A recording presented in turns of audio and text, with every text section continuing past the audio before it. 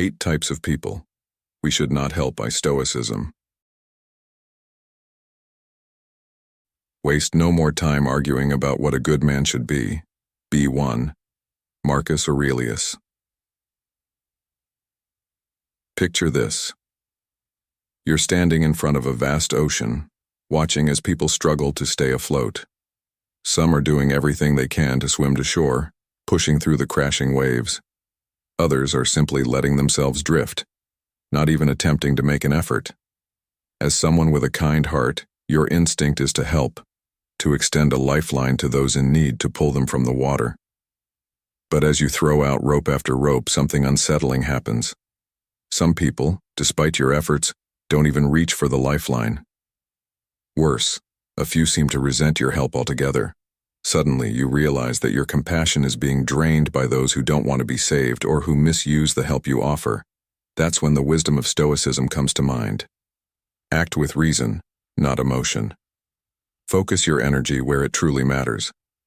In this case, the ocean is life itself, and the people struggling to stay afloat are the various individuals we meet along the way. Stoicism, the ancient philosophy of resilience and clarity, teaches us that while helping others is noble, it's essential to recognize when your energy is being wasted. Thinkers like Marcus Aurelius, Seneca, and Epictetus remind us that time, energy, and compassion are finite. If we invest too much in those who neither appreciate nor benefit from our help, we lose the chance to make a real difference in the lives of those who truly need and deserve our support. In today's video on Stoic in Your Life, we'll dive into the 8 types of people you should stop helping. According to Stoic philosophy, choosing whom to help isn't selfish. It's about protecting your inner peace and ensuring your efforts go where they can truly make an impact. Let's explore whether you're wasting your kindness on the wrong people. Number 1. The ungrateful. Gratitude is not only the greatest of virtues but the parent of all the others. Marcus Tullius Cicero. This wisdom from one of the great Stoic thinkers sets the stage for understanding why gratitude is such a crucial quality in life and why its absence in others should give us pause before offering help. When we come across someone who is ungrateful, we are met with a fundamental disconnect, one that erodes the very foundation of human decency and mutual support. Ungrateful people are those who, despite receiving help, fail to acknowledge the effort, time, or energy given to them. They not only neglect to say thank you, but in some cases, may even act as if they deserve the help or worse, feel entitled to it. This creates an environment where generosity is not appreciated, but expected, and where the giver ends up feeling depleted rather than uplifted. The truth is, helping the ungrateful can be deeply exhausting. Stoicism teaches us that life is short, and our resources, our time, energy, and compassion are limited. If we continue to pour these precious resources into those who are ungrateful, we diminish our ability to invest in those who truly value our efforts. The ungrateful person may take your kindness, but instead of feeling a sense of appreciation, they leave you feeling as though you owe them something more. They may even criticize the quality of the help, making you feel inadequate despite your best intentions. This is where the wisdom of Stoicism comes into play. Seneca reminds us, "He who receives a benefit with gratitude repays the first installment on his debt." It is not that we expect a return on our goodwill, but when we help someone who refuses to acknowledge or appreciate it, it can harm us mentally, emotionally, and even spiritually. In the modern world, this scenario plays out often. Think about the colleague who is always asking for assistance but never offers a word of thanks, or the family member who regularly seeks financial help but refuses to take steps to improve their own situation. These individuals drain us without contributing anything meaningful in return, not even a simple recognition of our efforts. As a man navigating life, career, and relationships, you must be mindful of where your energy is going. If someone continually shows they are ungrateful, it's not selfish to stop helping them. It's wise. This doesn't mean you should stop being compassionate or kind. It simply means you should focus your efforts on those who appreciate and grow from your assistance. Stoicism is about practicing virtue while also being realistic about the world. Epictetus, one of the great Stoic philosophers, taught, "He is a wise man who does not grieve for the things which he has not, but rejoices for those which he has." The ungrateful fail to live by this principle. They focus on what they didn't get or what they believe they are owed, rather than on the kindness that has been extended to them. This mindset is corrosive, not just for them, but for those who try to help them. If we continue to assist people who are ungrateful, we risk developing bitterness or resentment ourselves, which is the antithesis of the calm, reasoned mind that Stoicism encourages us to cultivate. In today's society, the lack of gratitude is pervasive. Social media, the workplace, and even family dynamics can sometimes encourage a culture of entitlement where people expect help but fail to appreciate it. As someone who values personal growth, wisdom, and clarity, you must ask yourself whether your continued support is doing any good, or whether it's being absorbed into a void of ingratitude. You might help someone time and time again, but if they continually overlook or even disrespect your help, you are merely enabling their dependency or lack of appreciation. As the ancient Stoics would advise, sometimes the greatest act of wisdom is knowing when to step back. This doesn't mean cutting people off with coldness. Stoicism is not about turning your back on compassion, it's about aligning your actions with reason. Marcus Aurelius famously said, "Waste no more time arguing about what a good man should be one." A good man does not allow himself to be drained by those who refuse to see the value in what is given. By stepping away from helping the ungrateful, you are not abandoning virtue, you are protecting it. You are safeguarding your ability to continue helping those who will benefit from your kindness in ways that matter. Helping the ungrateful is like trying to fill a cup with a hole at the bottom. No matter how much effort you put in, it will never be enough. The key is to discern who will value your assistance and use it to improve themselves, and who will let it slip through their fingers without a second thought. Modern life can be busy and overwhelming, and it is easy to become drained by giving too much to those who won't appreciate it. By focusing on those who do appreciate your help, you are ensuring that your energy is spent wisely and effectively, allowing you to make a greater impact on the lives of others and on your own peace of mind. Gratitude is a reflection of character.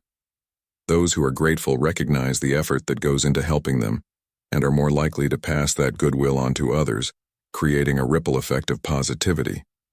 On the other hand, those who are ungrateful only take, never giving back or growing from the help they receive. Stoicism teaches us that the world is full of different kinds of people, and it's up to us to determine where to place our energy. Number 2. The lazy. Let's talk about one of the most difficult types of people to help, the lazy. Stoic philosophy, which emphasizes taking action and making the most of our limited time, reminds us that we must avoid pouring our energy into those who refuse to help themselves. Marcus Aurelius once said, "You could leave life right now. Let that determine what you do and say and think." Time is precious, yet some people waste it willingly, not only their own time but also yours. When they rely on you to solve problems, they are perfectly capable of handling themselves. These people constantly complain about their situation, but instead of taking action, they wait for someone else to step in and fix their issues. Helping these individuals not only drains you, but enables their passivity. Think about someone you might know, a friend, family member, or colleague, who always seems to have one problem or another. Maybe they're unhappy with their job or feel stuck in life, yet every time you offer them practical solutions, they nod, maybe agree, but never actually do anything. They prefer to sit back and let the world pass them by, hoping that one day somehow everything will magically improve.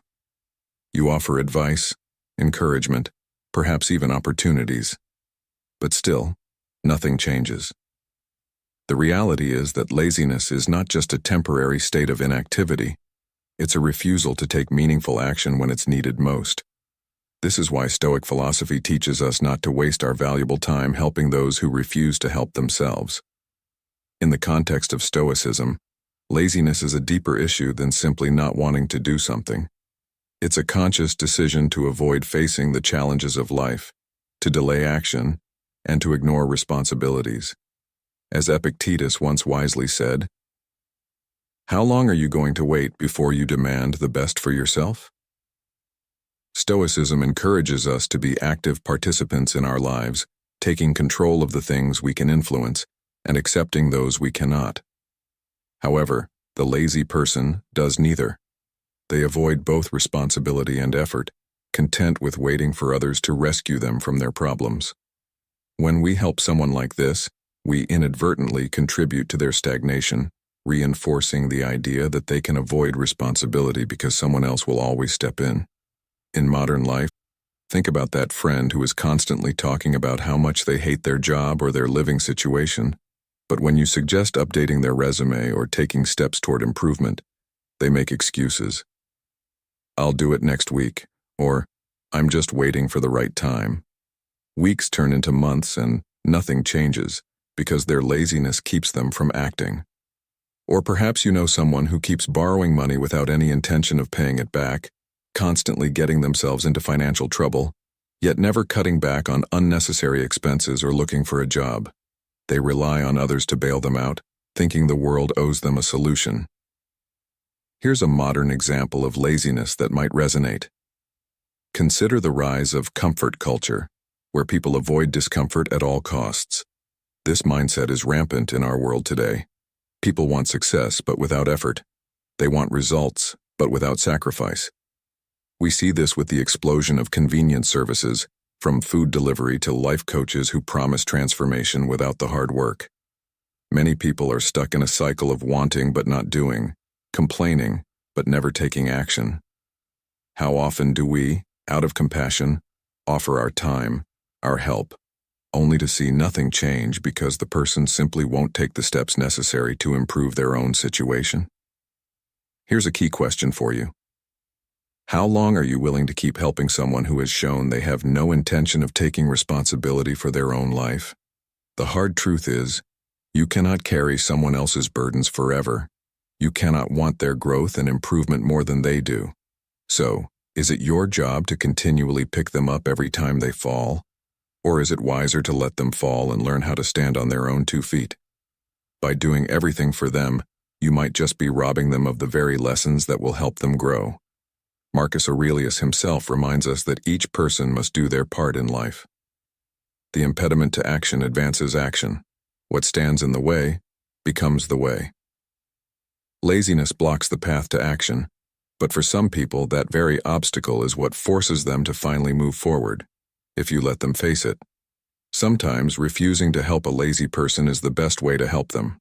It might seem harsh, but it's a form of tough love that forces them to confront the reality of their choices. If they continue to do nothing, they will remain stuck, and your continued support may actually enable their inertia. We must ask ourselves, are we truly helping, or are we merely enabling someone to stay comfortable in their laziness? There is wisdom in knowing when to stop, to step back and allow people to take control of their own lives. This lesson is crucial not just in personal relationships, but also in professional environments. Think of the colleague who consistently shirks responsibilities, always relying on you or others to pick up the slack. Every time you help them, they get by without ever improving their own skills or work ethic.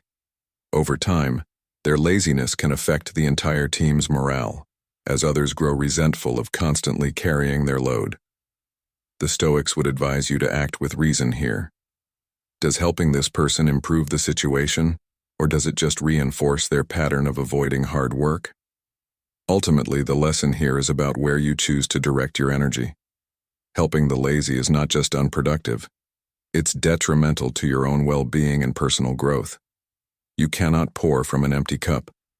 And if you continue to waste your energy on those who will not help themselves, you will find yourself drained and frustrated. Instead, focus on those who show initiative, those who appreciate your help and are willing to put in the effort. Remember the Stoic principle: It's not about being unkind, but about being wise with where you place your efforts. Seneca said, "It is not that we have a short time to live, but that we waste a lot of it." Don't waste your valuable time and energy helping those who refuse to help themselves. Reserve your strength for those who are ready to grow. Number 3, the irresponsible. Let's talk about another type of person you should stop helping: the irresponsible. According to Stoicism, responsibility is one of the core virtues that governs a person's character and actions.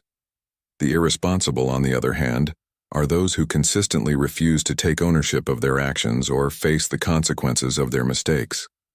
They make decisions carelessly and leave others to clean up the mess they create, often harming not just themselves but everyone around them. Marcus Aurelius once said, "Waste no more time arguing about what a good man should be one." Stoicism teaches us that we must focus our energy on acting with integrity and wisdom. Offering help to someone who refuses to take responsibility for their actions is not only a waste of your resources, but it also encourages their behavior. These people avoid growth because they are never forced to deal with the consequences of their actions. The irresponsible will often drag others into their problems, and as a compassionate person, you might feel obligated to step in and offer assistance. But consider this: are you actually helping them by continually rescuing them? Or are you enabling them to continue their reckless behavior? When someone constantly refuses to own up to their mistakes, they'll never learn from them. And what happens when you're always there to fix things? They begin to expect it, to rely on you as their safety net. But what happens to you in the process? You become drained, emotionally and mentally exhausted, as you take on the burdens that aren't yours to carry. Epictetus wisely said, "It's not what happens to you, but how you react to it that matters." How many times have you reacted to an irresponsible person's crisis, only to find yourself stuck in a cycle where nothing changes? Helping someone repeatedly without seeing improvement can leave you feeling frustrated and powerless. So why do we keep doing it? Think about this in your own life. Perhaps you know someone who constantly makes poor financial decisions, blowing their money on unnecessary things only to ask you for a loan when they're in trouble. Or maybe you have a colleague who habitually misses deadlines and counts on you to cover for them. Each time you help, you're hoping it will be the last, that this time they'll learn their lesson. But the truth is, they often don't. By continuously stepping in, you're allowing them to sidestep accountability, and in doing so, they never have to face the discomfort of their own mistakes. Here's the tough question: how can they grow if they never feel the pain of their irresponsibility? Seneca reminds us, "Difficulties strengthen the mind, as labor does the body." Just as physical challenges make us stronger, facing the consequences of one's actions builds responsibility and resilience. When you shield someone from the results of their poor choices, you rob them of that chance to grow stronger. They remain stuck in a cycle of immaturity, while you bear the brunt of their mistakes. This isn't just about personal relationships. Irresponsibility can show up in many areas of life: work, family, even society. In the workplace, irresponsible employees often expect others to pick up the slack. They don't feel the need to improve because they know someone will cover for them.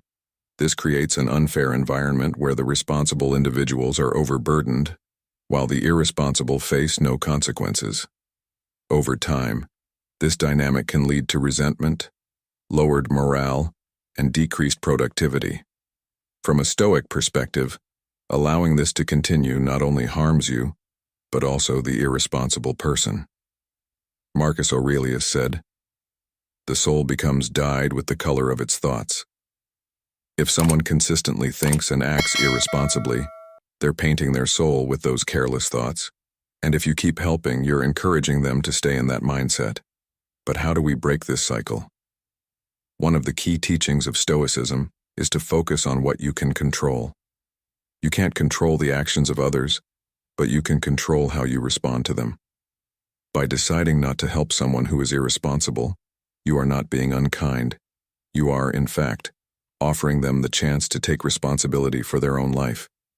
You're giving them the opportunity to face their mistakes and learn from them. This might seem difficult at first, especially if you're used to stepping in and fixing things. But ask yourself, is your help really helping? Or is it holding them back?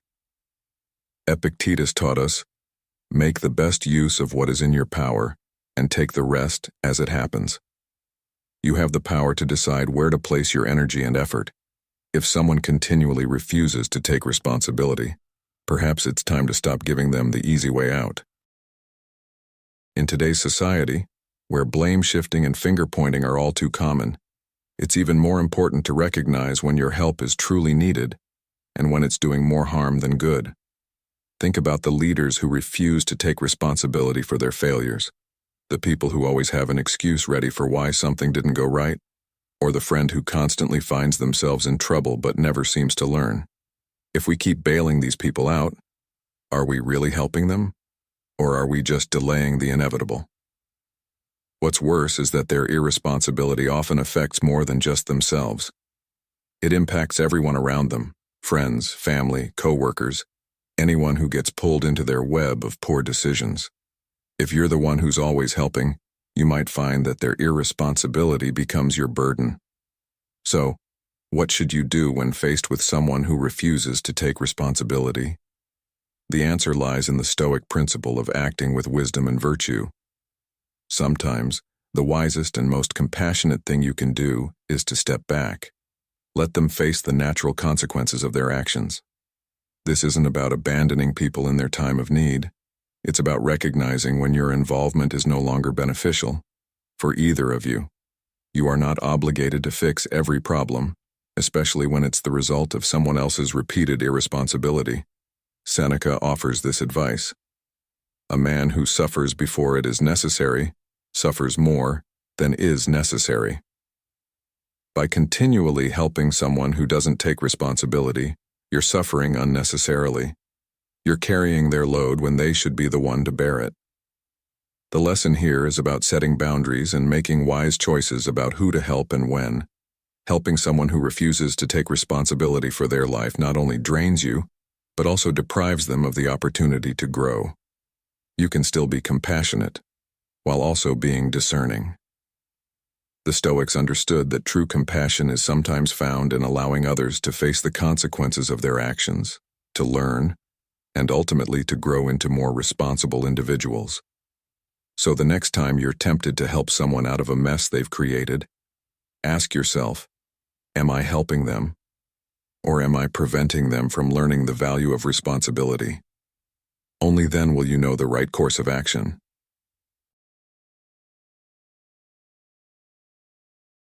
Number 4. The manipulators. Let's talk about a type of person that can be particularly challenging to identify, yet very damaging to help: the manipulator. These individuals are skilled at using others for their own gain, often without the person they're using even realizing it. They twist situations, bend truths, and play on your emotions to make you feel as if helping them is the right thing to do. But the truth is, by helping a manipulator, you're often being led into a trap where your kindness is exploited. As Epictetus wisely said, "Whoever is capable of angering you becomes your master. He can anger you only when you permit yourself to be disturbed by him." Manipulators know exactly how to get under your skin, how to make you feel responsible for their problems, and how to exploit your goodwill for their benefit. The more you allow them to manipulate you, the more you lose control over your own actions, letting their needs dictate your responses. Manipulators are experts at creating situations where you feel obligated to help them. They use guilt, flattery, or even victimhood to pull you in. You might find yourself saying, "I have to help them. They have no one else." Or, "If I don't do this, I'll look like a bad person." The manipulator thrives on this sense of obligation. But ask yourself, is their need genuine? Or have they engineered the situation to make you feel like there's no choice but to help? By constantly helping manipulators, you're playing into their strategy, feeding their sense of control. The more you give, the more they take, without ever truly appreciating your efforts. Marcus Aurelius reminds us, "The happiness of your life depends upon the quality of your thoughts." When dealing with manipulators, your thoughts may become clouded with guilt or duty, but you need to recognize that it's their manipulation driving these thoughts, not your own genuine desire to help. Think about a time in your life where you helped someone, only to realize later that they weren't truly in need, but were using your kindness to serve their own agenda. Maybe it was a colleague who constantly offloaded their work onto you, under the guise of being overwhelmed, while they took credit for tasks they never did. Or perhaps it was a friend who always seemed to have a new crisis, each one demanding your time, money, or attention, yet never doing anything to improve their situation once the crisis passed. These people aren't looking for help to solve their problems. They're looking for a way to keep you entangled in their drama, giving them control over your time and energy. The problem with helping manipulators is that their problems never end, and they never seem to improve. That's because they don't want solutions. They want you to keep playing the role they've assigned you. As Seneca said, "It is the power of the mind to be unconquerable." In other words, we must guard our minds against those who try to conquer our thoughts and emotions through manipulation. In modern life, we see manipulation everywhere. From personal relationships to the workplace, manipulators are skilled at turning situations to their advantage, often at the expense of others. Think about the rise of social media influencers who create carefully curated images of themselves, manipulating their audience into believing they are someone they're not. Or consider the colleague who always manages to get others to do their work, using charm, flattery, or even playing the victim to avoid taking responsibility. These are modern examples of manipulation, and it's easy to fall into the trap of helping because we feel it's the right thing to do. But Stoicism teaches us to act with reason, not emotion. Helping manipulators often means we're not acting with clarity or wisdom, but are being pulled into their games. This is why it's crucial to take a step back and assess the situation before jumping in to offer help. Is this person genuinely in need, or are they manipulating you for their own benefit? As Epictetus teaches, we should always be asking ourselves, is this something that is or is not in my control? The manipulator seeks to control you by making you believe you're the only one who can help. But the truth is, you always have a choice. Now you might be wondering, how do I avoid falling into the trap of helping manipulators without feeling guilty? The answer lies in understanding your own boundaries. Just because someone is in need doesn't mean you are the person responsible for solving their problems, especially when those problems are self-inflicted or part of a pattern of manipulation.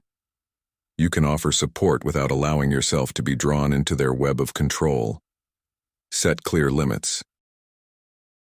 Let them know that while you're willing to help, you won't be manipulated into doing more than what is reasonable. If they react poorly or try to guilt you into doing more, that's a clear sign that they're manipulating the situation rather than seeking genuine help. Remember the wisdom of Marcus Aurelius. You have power over your mind, not outside events. Realize this, and you will find strength. The manipulator wants you to believe that you are powerless, that their needs are more important than your own well-being. But when you recognize their tactics and refuse to be controlled by them, you take back your power. Manipulation is a subtle and dangerous form of control, and it's something we all encounter at various points in our lives. But it's important to remember that helping someone who manipulates you is not true kindness. It's enabling their behavior.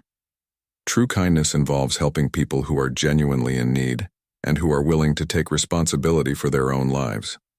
Manipulators want to keep you entangled in their web, but Stoicism teaches us to act with wisdom, to be discerning about where we place our energy and our compassion. When you help someone who manipulates you, you're not helping them grow or become better. You're simply feeding their need for control. So ask yourself, are you helping because you genuinely want to, or because you've been made to feel like you have no other choice? The answer will guide you toward the right action. The lesson here is about recognizing manipulation for what it is, and understanding that you are not obligated to help someone who uses you for their own gain. Helping manipulators only reinforces their behavior and leaves you feeling drained, used, and often resentful. By applying the teachings of Stoicism, you can learn to see through the manipulation and make choices based on reason, not guilt. Remember, as Epictetus said, "He who is not a slave to external things is a master of himself." Take control of your actions and choose not to be manipulated. Help where it's needed, but never at the expense of your own integrity or peace of mind. Thank you so much for being here and watching today's video on our channel. I'd love to hear your thoughts on this topic. Do you think there are certain people in your life that it's better not to help? How do you decide who truly deserves your support? If you're unsure of how to comment, feel free to share whether you've ever experienced helping someone who didn't appreciate your efforts and how that made you feel. Your insights could really spark an interesting discussion.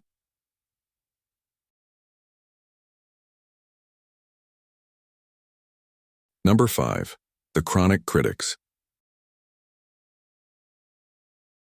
Let's talk about the chronic critics, people who seem to always have something negative to say, no matter how much effort or good intention is behind your actions.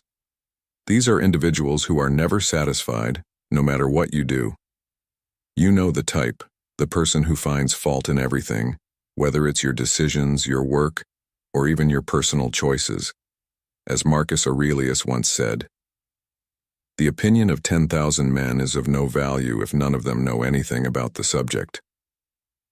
Chronic critics often speak loudly, but what they say lacks substance.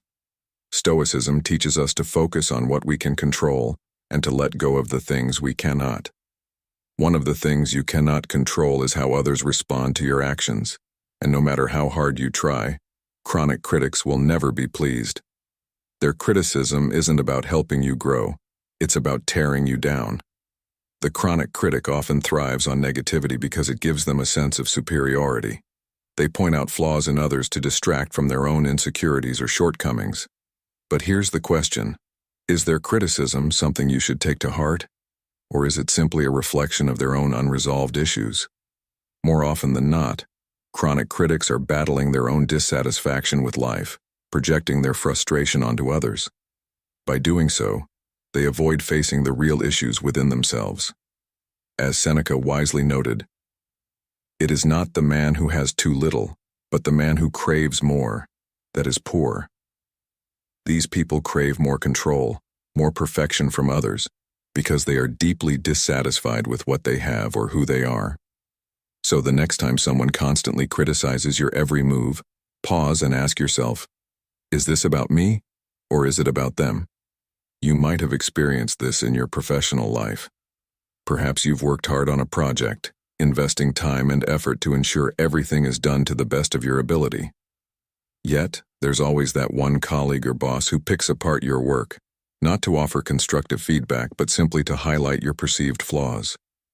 It's frustrating, isn't it? But what's more frustrating is that no matter how much you try to improve, they will never be satisfied. Why? Because chronic critics aren't interested in your growth. They're interested in keeping you feeling inadequate. In modern life, this is more common than ever, especially in workplaces where people are competing for recognition or status. Chronic critics use negativity as a tool to assert dominance or maintain control over you. But you don't have to play along. As Epictetus said, "It is impossible for a man to learn what he thinks he already knows." The chronic critic believes they know better than you, but their rigid mindset prevents them from seeing the bigger picture. Now think about your personal relationships. Maybe you have a friend or a family member who constantly points out what you're doing wrong, never acknowledging your successes or efforts. They criticize your decisions, your lifestyle, and even your beliefs. This can be incredibly draining because it feels like no matter what you do, it's never enough. You start to second-guess yourself, wondering if their criticisms are valid.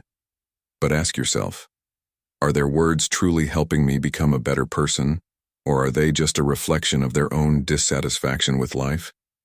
Chronic critics are often stuck in their own negative loop, and if you're not careful, you'll get pulled into it too. Marcus Aurelius reminds us, "You have power over your mind, not outside events. Realize this, and you will find strength." You cannot control their opinions, but you can control how much you let their negativity influence your peace of mind. In today's world, chronic criticism is everywhere, especially in the age of social media, where people feel free to judge others without restraint. You might post something online, something you're proud of, only to have someone leave a harsh comment picking it apart. This can feel demoralizing, but remember, many of these critics are unhappy with their own lives. They criticize to make themselves feel better, not because they genuinely want to see you improve.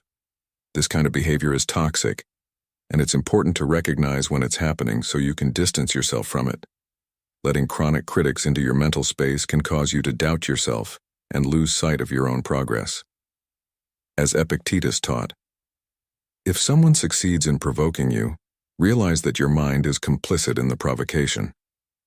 The chronic critic succeeds when they provoke a reaction from you, when they make you doubt yourself and your efforts, but you have the power to resist that provocation by recognizing that their words have more to do with them than with you. So, how do you deal with chronic critics? First, it's important to recognize that you don't owe them a response. Not every piece of feedback requires your attention, especially when it's coming from someone who seems to thrive on negativity. Sometimes, the best way to deal with a chronic critic is to ignore them. You don't have to engage with their constant complaints or attempts to bring you down. By refusing to give their words power, you take back control of your own emotional well-being. Second, remember that their criticism is often rooted in their own insecurities. They criticize you because it makes them feel better about themselves, not because there is something inherently wrong with you. When you understand this, it becomes easier to brush off their comments and keep moving forward. Chronic critics may never change. They may always find fault in everything you do, but that doesn't mean you have to let their negativity dictate your life. You have the choice to rise above their criticism, to continue growing and improving in spite of their words. You have the power to decide whose opinions matter and whose do not. As the Stoics teach, we suffer more often in imagination than in reality. The chronic critic's words can only hurt you if you allow them to. By focusing on what truly matters, your own growth, your own progress, you can leave the chronic critics behind, letting them stew in their own negativity while you move forward toward a more peaceful and fulfilling life. So ask yourself, are you living for the approval of others, or are you living according to your own values? Chronic critics will always have something to say, but you don't have to listen. Instead, focus on those who offer genuine feedback, those who lift you up rather than tear you down. That's where your energy should go. Remember, not all criticism is created equal. Chronic critics are more concerned with maintaining their superiority than with helping you improve. You don't need their validation to succeed, and you certainly don't need their negativity to define your worth. Keep moving forward, keep growing, and remember that true strength comes from within, not from the approval of others. So the next time someone tries to pull you down with endless complaints and criticism, ask yourself, do their opinions really matter? If the answer is no, let their words roll off your back and keep striving to become the best version of yourself. Number 6. The narcissists. Let's talk about narcissists, a type of person that Stoicism teaches us not to waste our time or energy helping. Narcissists are people who believe the world revolves around them. They demand attention, admiration, and praise, but they rarely, if ever, give anything in return. Instead, they see other people as tools to serve their own ego. The more you give to a narcissist, the more they will take, often without even acknowledging your efforts. Seneca once said, "He who is brave is free." But helping a narcissist can leave you feeling anything but free. You become trapped in a cycle of trying to meet their insatiable demands, constantly giving, while they continue to take without gratitude or reciprocity. Narcissists believe they deserve everything, yet offer nothing in return. In this sense, the Stoics would tell you to act with wisdom and not let yourself be consumed by the needs of someone who will never appreciate your help. A narcissist's world is built around themselves, and they have little regard for the feelings, needs, or well-being of others. They manipulate situations to their advantage, always seeking to be the center of attention. They might flatter you to get what they want, but the moment you stop serving their needs, they'll discard you without a second thought. Have you ever felt like you've done everything you could to help someone, only to realize that they didn't care about you? They only cared about what you could offer? That's the narcissist at work. As Epictetus wisely said, "It is impossible for a man to learn what he thinks he already knows." Narcissists already believe they know everything, so they are not interested in advice, wisdom, or personal growth. They don't want to learn or change. They just want others to support their inflated sense of self. When you're dealing with a narcissist, it's easy to get caught up in their charm or their seemingly endless need for validation. They can make you feel special, important, and needed, but it's all a part of their strategy. Narcissists thrive on controlling the narrative, making sure that every situation revolves around them. And if you aren't careful, you might find yourself constantly trying to please them, thinking that if you just do enough, they'll finally appreciate you. But they won't. Narcissists aren't capable of genuine gratitude because they believe they're entitled to everything they get. It's not that they don't see your efforts, they just don't care. Marcus Aurelius reminds us, "The soul becomes dyed with the color of its thoughts." If you allow yourself to constantly be influenced by a narcissist's expectations, your sense of self can become overshadowed by their demands. In modern life, you might encounter narcissists in many forms. It could be a boss who never acknowledges your hard work but is quick to take credit for your achievements. It might be a friend who always wants the conversation to be about them, never asking how you're doing or what's going on in your life. Or perhaps it's a family member who makes you feel guilty if you don't drop everything to cater to their needs. The problem with narcissists is that they make you feel like you owe them something, when in reality they've done little to deserve it. They often manipulate your emotions, making you believe that if you don't help them, you're the one being selfish. But here's the truth. Helping someone who only takes from you without giving back is not noble. It's draining. You are not obligated to fill someone else's cup if it leaves yours empty. So, how do you deal with a narcissist? The Stoics would tell us to act with reason, not emotion. As Epictetus said, "We cannot choose our external circumstances, but we can always choose how we respond to them." You cannot change the fact that there are narcissists in the world, but you can choose not to engage with their manipulation. One of the most important things you can do when dealing with a narcissist is to set clear boundaries. Let them know what you are and aren't willing to do, and don't let their emotional tactics make you feel guilty for putting yourself first.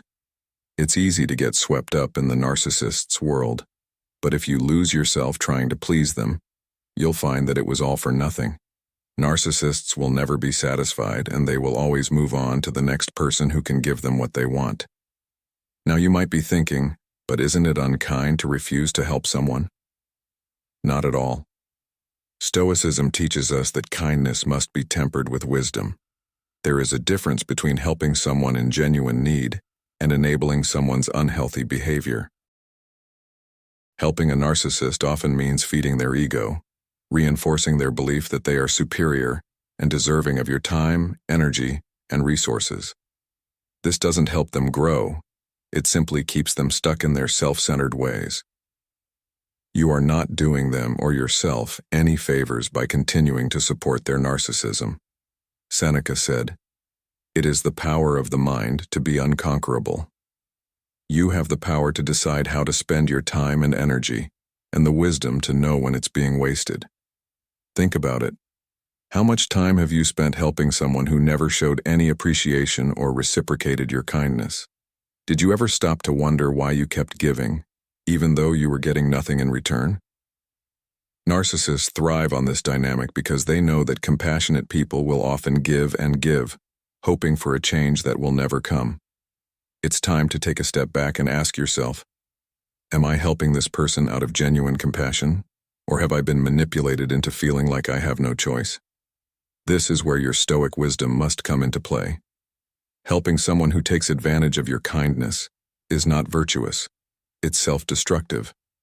The Stoics believed in helping others, but only when it aligns with reason and serves the greater good. Helping a narcissist doesn't fulfill this philosophy. Not everyone deserves your help. Narcissists will take from you as long as you let them, and they will never offer anything in return. They don't need help. They need validation, and that's not something you're obligated to provide. By setting boundaries and protecting your energy, you are acting with both kindness and wisdom, ensuring that your efforts are reserved for those who truly need and appreciate them. As Marcus Aurelius said, "Waste no more time arguing what a good man should be. Be one." Being a good person doesn't mean helping everyone, especially those who only seek to use you for their own gain.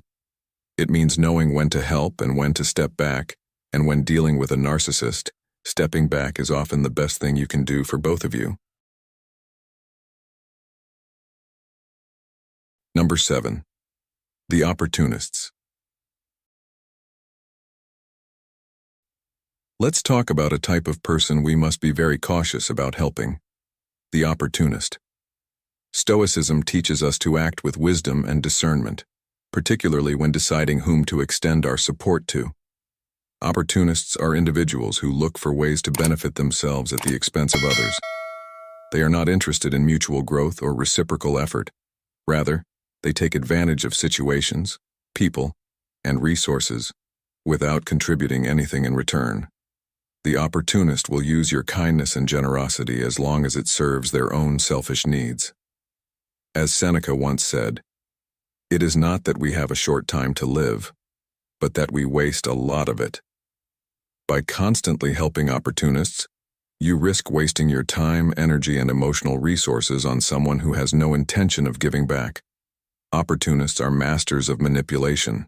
They might charm you, make you believe that they genuinely need your help, and flatter you so that you feel special for offering your assistance. But once they've received what they want, they're quick to disappear, leaving you with nothing but the realization that your goodwill has been exploited.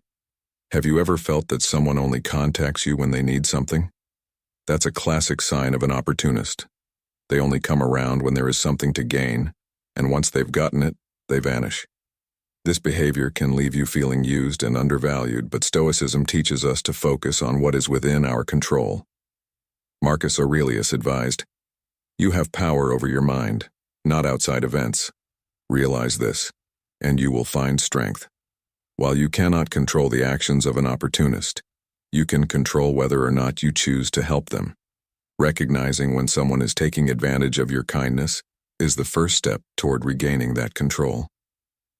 In modern life, opportunists are everywhere, from the workplace to friendships, to even family relationships. For instance, in the corporate world, you may have encountered colleagues who only work when they know there's a reward at the end, or who always manage to appear when promotions are being handed out, despite doing the bare minimum. Or maybe it's a friend who only reaches out when they need a favor, never showing genuine interest in your life otherwise. These people aren't focused on building lasting, meaningful relationships. Their sole focus is on what they can gain. Stoicism teaches us to be wary of these types of individuals. Helping someone who takes without giving back goes against the principles of fairness and justice that are central to the Stoic way of life. Think about how this plays out in your personal relationships. Maybe you've been generous with your time, resources, or advice, only to realize that the person you've helped never reciprocates. It's as if they expect your help as their right, but are never around when you need support. These opportunists may even manipulate your sense of guilt or duty, making you feel that you are obligated to help them. But here's the truth. Just because you have the ability to help someone doesn't mean you should, especially when that help is being taken advantage of. As Epictetus said, "Don't explain your philosophy, embody it." Stoicism is about living with virtue and integrity, and that includes being wise about where you invest your time and effort. Supporting opportunists not only drains you but also enables their selfish behavior, which in turn prevents them from learning how to contribute to relationships in meaningful ways. A great example of this behavior in modern life is how some people approach networking. You might meet someone who seems overly friendly, eager to get to know you, and full of compliments, until you realize that they're only interested in what you can offer them professionally. These individuals aren't building genuine connections, they're collecting resources. They want to know what you can do for them, not who you are as a person. And once they've gotten what they wanted, you no longer exist in their world. The Stoics would tell us to be cautious of such people. We must be mindful not to let our generosity become a tool for someone else's selfish gains. As Marcus Aurelius said, "Waste no more time arguing what a good man should be. Be one." Being a good person doesn't mean allowing yourself to be used. It means acting with wisdom and choosing who is worthy of your help. Opportunists also create an imbalance in relationships. They do not understand the concept of give and take. Instead, they view interactions through the lens of what they can get out of it. And because they are so focused on their own benefit, they often fail to recognize or appreciate the efforts of others. This creates a toxic dynamic where the opportunist continues to take advantage, and the giver, over time, feels exhausted and unappreciated. Helping these individuals may seem like a compassionate thing to do, but in reality, it only perpetuates their self-serving behavior. By enabling an opportunist, you are reinforcing the idea that they don't need to contribute or offer anything in return. So how do we handle opportunists? The key is to set boundaries. You can be kind without allowing yourself to be exploited. Make it clear what you are willing to offer and what you expect in return, and don't be afraid to say no. By setting boundaries, you are protecting your own energy and ensuring that your help is going to those who truly deserve it. This isn't about being selfish, it's about practicing wisdom. As Epictetus taught, wealth consists not in having great possessions, but in having few wants. An opportunist is driven by their endless desire for more, but you don't have to feed that desire. By limiting your involvement with opportunists, you are choosing to invest your resources, your time, your effort, and your energy in relationships that are balanced, fair, and built on mutual respect. It's important to remember that not everyone who seeks help is an opportunist, but those who repeatedly take advantage of your kindness without ever offering anything in return are not worth your continued support. Stoicism teaches us to act with intention, to think carefully about where we place our energy, and to help others when it is virtuous and just. Number 8. The envious. Let's discuss one of the most destructive types of people to help, the envious. Envy is a powerful and corrosive emotion, and those who are driven by it are often incapable of appreciating the help or success of others. Stoicism teaches us to act with reason, not emotion, and to recognize when our efforts to help others are wasted. Helping an envious person is like pouring water into a bottomless well. No matter how much you offer, it will never be enough. As Seneca wisely said, "It is not the man who has too little, but the man who craves more, that is poor." The envious are always craving more, not because they lack material possessions, but because they cannot stand to see others succeed. This constant comparison to others is what makes helping the envious so futile. They are not interested in personal growth or gratitude. They are focused solely on the success of others, which they view as a personal failure. Think about someone you may know who always seems bitter when others achieve something. Whether it's a promotion at work, a new car, or even something as simple as receiving praise, the envious person immediately feels threatened. They can't celebrate with others because their envy consumes them. Instead of seeing someone's success as something to aspire to, they see it as a reminder of their own perceived shortcomings.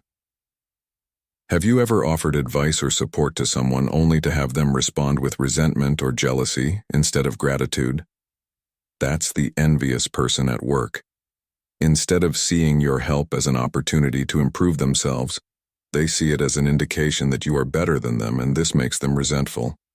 Epictetus once said, "Wealth consists not in having great possessions, but in having few wants." The envious person, however, is never content with what they have because their focus is always on what others possess. In modern life, Envy is more prevalent than ever. With social media constantly showcasing other people's achievements, it's easy for those inclined to envy to get stuck in a cycle of comparison. Instead of focusing on their own journey, they obsess over the highlight reels of others. You may encounter this at work, where a colleague resents the recognition you receive, even though they put in less effort.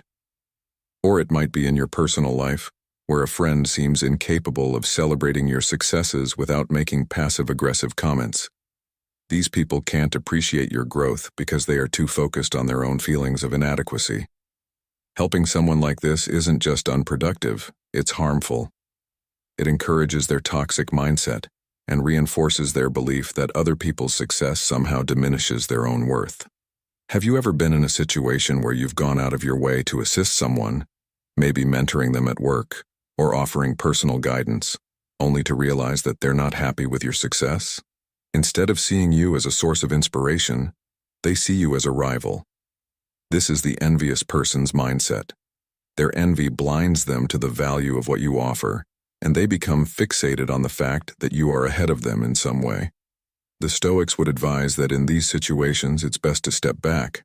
Marcus Aurelius once wrote, "The happiness of your life depends upon the quality of your thoughts."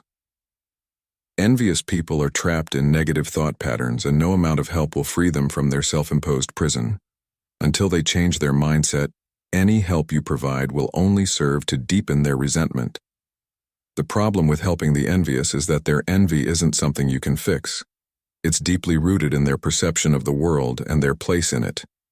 Envy stems from a feeling of lack, and no matter how much you give, they will always feel like they deserve more.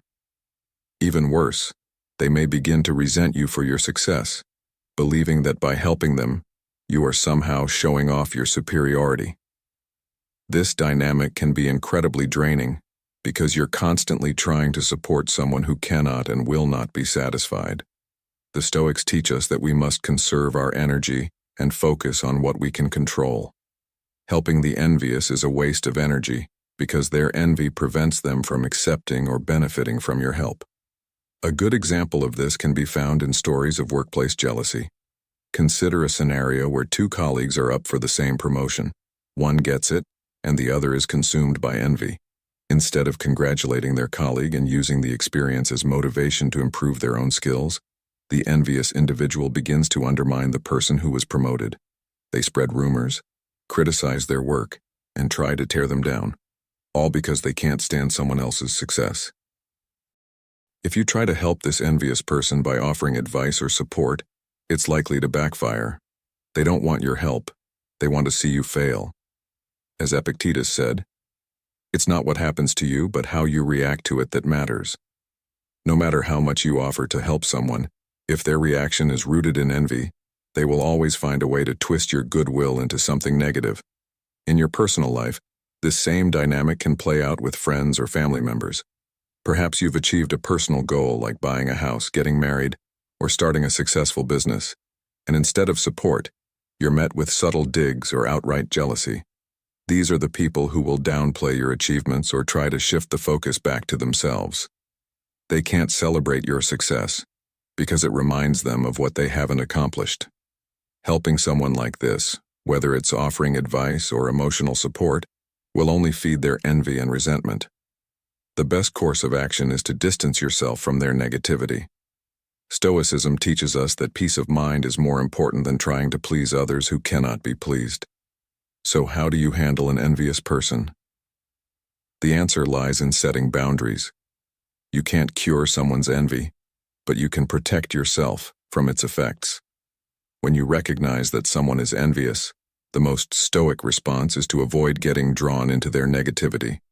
You are not responsible for their feelings of inadequacy, and you are not obligated to offer help that will only fuel their envy.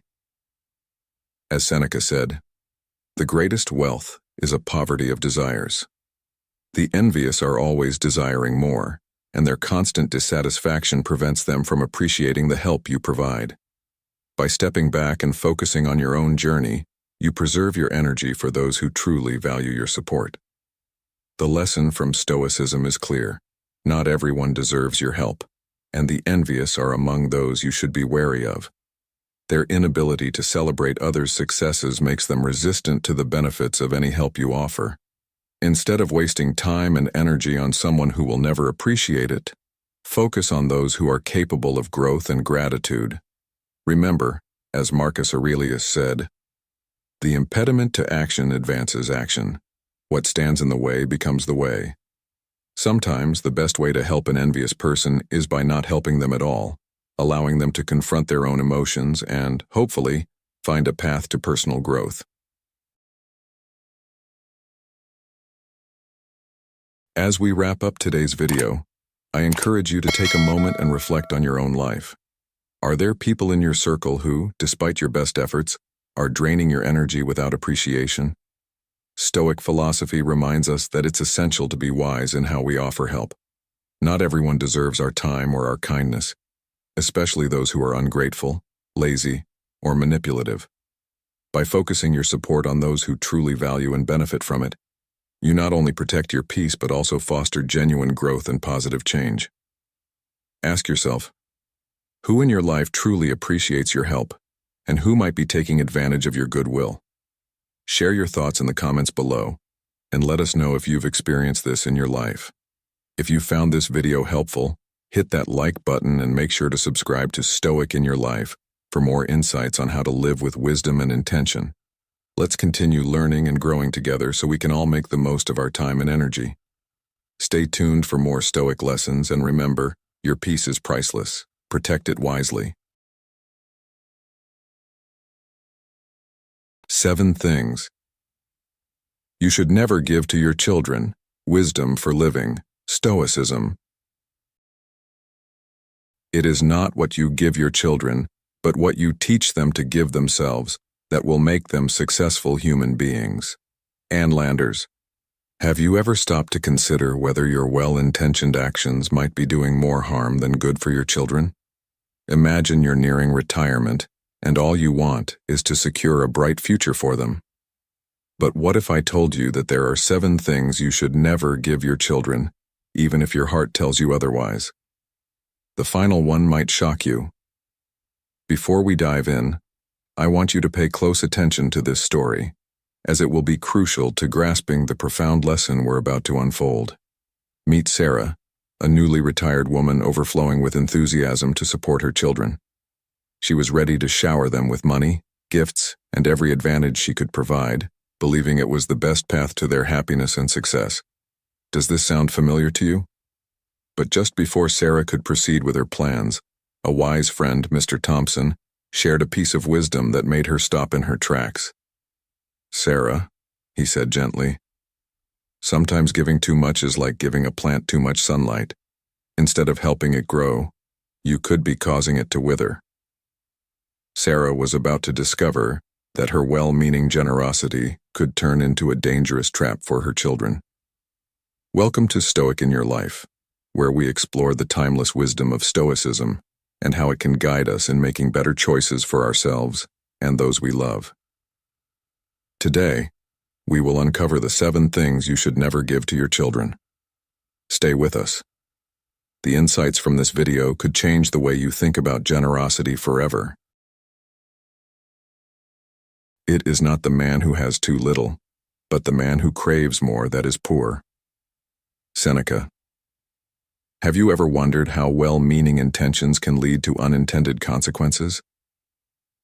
Today we're diving deep into a lesson that's crucial for anyone navigating the waters of parenthood, particularly when it comes to financial wisdom.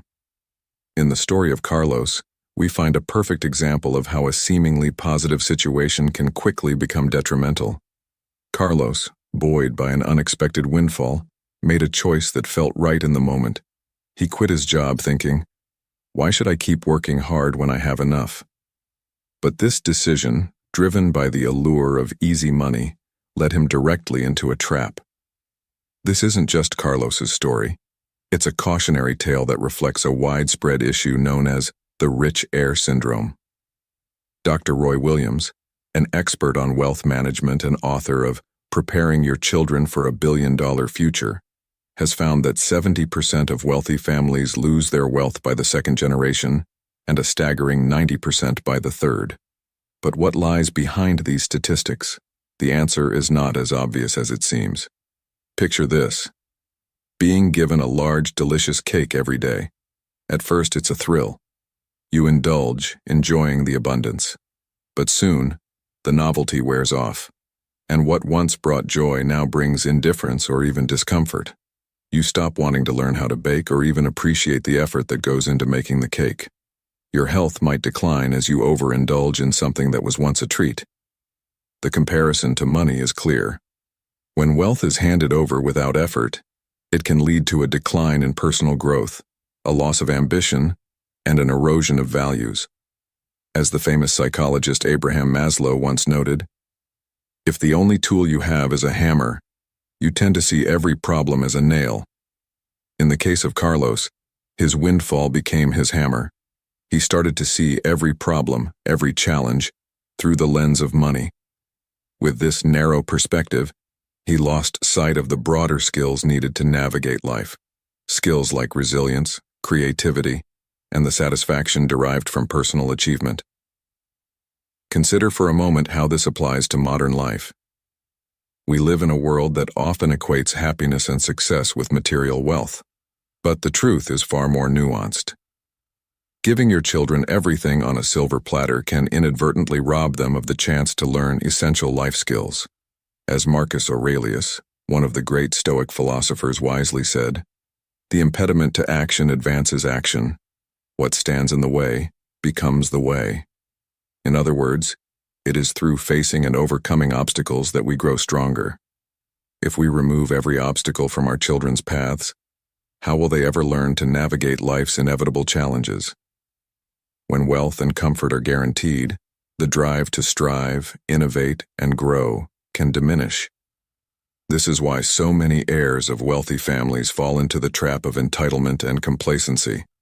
They become like Carlos, wielding money as a blunt tool, missing out on the deeper, more fulfilling tools of perseverance, hard work, and self-reliance. This brings us to a crucial point. Wealth, in itself, is not the enemy. It is how we approach it and what we do with it that counts. The ancient Stoics were clear on this matter. True wealth is not measured by what we have, but by what we are willing to live without. Epictetus, a former slave turned philosopher, once said, "Wealth consists not in having great possessions, but in having few wants." In teaching our children to want less and to find value beyond material possessions, we help them cultivate a richer, more resilient character. This is where the real wisdom lies. We must encourage them to see money as a tool, not a goal, a tool that can help build a meaningful life, but only when used wisely and with restraint. So, what's the takeaway for us as parents, mentors, and guides in this modern age? We must resist the urge to give too much too easily. Instead, we should focus on fostering qualities like grit, curiosity, and empathy in our children. Let's challenge them to solve problems without immediately resorting to the quickest or most comfortable solution. Let's encourage them to learn the value of hard work and the satisfaction of achieving something through their own efforts. It's not about withholding love or support, but about giving them the gift of self-reliance and resilience. By instilling these values, we provide them not just with the means to survive, but to thrive, regardless of their financial situation. We teach them that the real treasure lies not in the inheritance they receive, but in the wisdom, skills, and character they develop along the way. So next time you find yourself tempted to make life easier for your children by removing every hurdle, remember the story of Carlos and consider the words of the Stoic philosopher, Seneca. It is not because things are difficult that we do not dare. It is because we do not dare that things are difficult. Let's dare to raise children who are rich in spirit, not just in wealth. But all is not lost. There is always a path to growth and learning. Think about the age-old wisdom. Give a man a fish and you feed him for a day. Teach a man to fish and you feed him for a lifetime. Elena could have taken a different approach with Carlos. Instead of handing him money, she could have invested time in teaching him financial literacy, fostering his entrepreneurial spirit, or even exploring the possibility of starting a small business together. These choices wouldn't just have provided immediate financial benefits, they would have equipped Carlos with skills, knowledge, and a sense of responsibility. Over 2,000 years ago, the philosopher Seneca cautioned against the perils of wealth without understanding its true value. It is not the man who has, but the one who desires more, who is poor. Carlos, despite his newfound wealth, lost his sense of purpose and direction, which made him poorer in spirit than ever before. Now reflect on your own situation. Are you considering giving your children a substantial gift? Before you do, take a moment to ask yourself, are you offering them a safety net to catch them when they fall? Or are you building a golden cage that could restrict their growth and potential? Are you giving them a springboard to chase their dreams, or just a comfortable sofa where their ambitions will lie dormant? It's easy to think that providing material wealth will secure a bright future for our children, but is it truly the right approach? Remember, the most valuable gifts are not the things we give, but the wisdom we impart, the resilience we cultivate, and the skills we help them develop to navigate the complexities of life. Warren Buffett, one of the most successful investors in history, put it best when he said, "I will leave enough money to my children so they can do something, but not so much that they can do nothing." This statement underscores a critical balance, providing just enough to open doors of opportunity without eliminating the drive to push those doors open themselves. Let's relate this to a story you might find closer to home. Picture a man named John, a successful businessman who built his company from the ground up. He was always determined that his children would never have to struggle as he did, so he decided to gift them substantial shares in his company, believing this would set them up for a prosperous life. But what happened? His children, unaccustomed to the challenges of managing a business, quickly found themselves overwhelmed. They had the resources but lacked the experience and understanding necessary to maintain and grow the company. Instead of a blessing, the inheritance became a burden. The business struggled, and so did John's children, not because they lacked the intelligence, but because they had never been given the chance to develop the skills and resilience needed to run a business successfully. What could John have done differently? He could have involved his children early on, teaching them the ropes, allowing them to face challenges, make mistakes, and learn from them, all under his guidance. This approach would have prepared them to handle the responsibilities that come with wealth and success. So, ask yourself, how can you apply this wisdom to your life and your children's futures? Are you preparing them to face life's challenges, or are you unintentionally shielding them from the very experiences that would help them grow? The choice is in your hands, and it requires thoughtful consideration. Perhaps the greatest gift we can offer our children is not a path cleared of obstacles, but the strength and skills to overcome those obstacles themselves. As parents, mentors, or guardians, our role is to guide them, not by removing every hardship, but by standing by their side as they learn to navigate their way through life's inevitable ups and downs. This approach aligns with the Stoic philosophy that values inner strength, resilience, and the ability to find peace amidst adversity. It's essential to recognize that true wealth is not just about money. It's about the knowledge, skills, and values we pass on to the next generation. Wealth without wisdom can lead to a lack of purpose and direction, just as we saw with Carlos. Instead of merely handing over resources, let's focus on teaching our children how to build and maintain their own. In this way, we not only help them secure their financial future, but also empower them to live fulfilling, meaningful lives. The lesson here is clear. Equip your children not just with the means to live, but with the means to thrive. Ask yourself, what kind of legacy do you want to leave? One of dependency and complacency, or one of independence and strength? The answer to that question will shape not just their future, but yours as well. Let's delve into the often overlooked pitfalls of giving property as a gift to your children. Picture this. Elena, a recently retired woman filled with love and good intentions, decides to surprise her daughter Anna with a seemingly wonderful gift. "Anna, dear, she says with a warm smile. "I want to give you our beloved summer house on the beach. It's yours now." At first glance, this appears to be a perfect gesture of generosity, almost like something out of a fairy tale.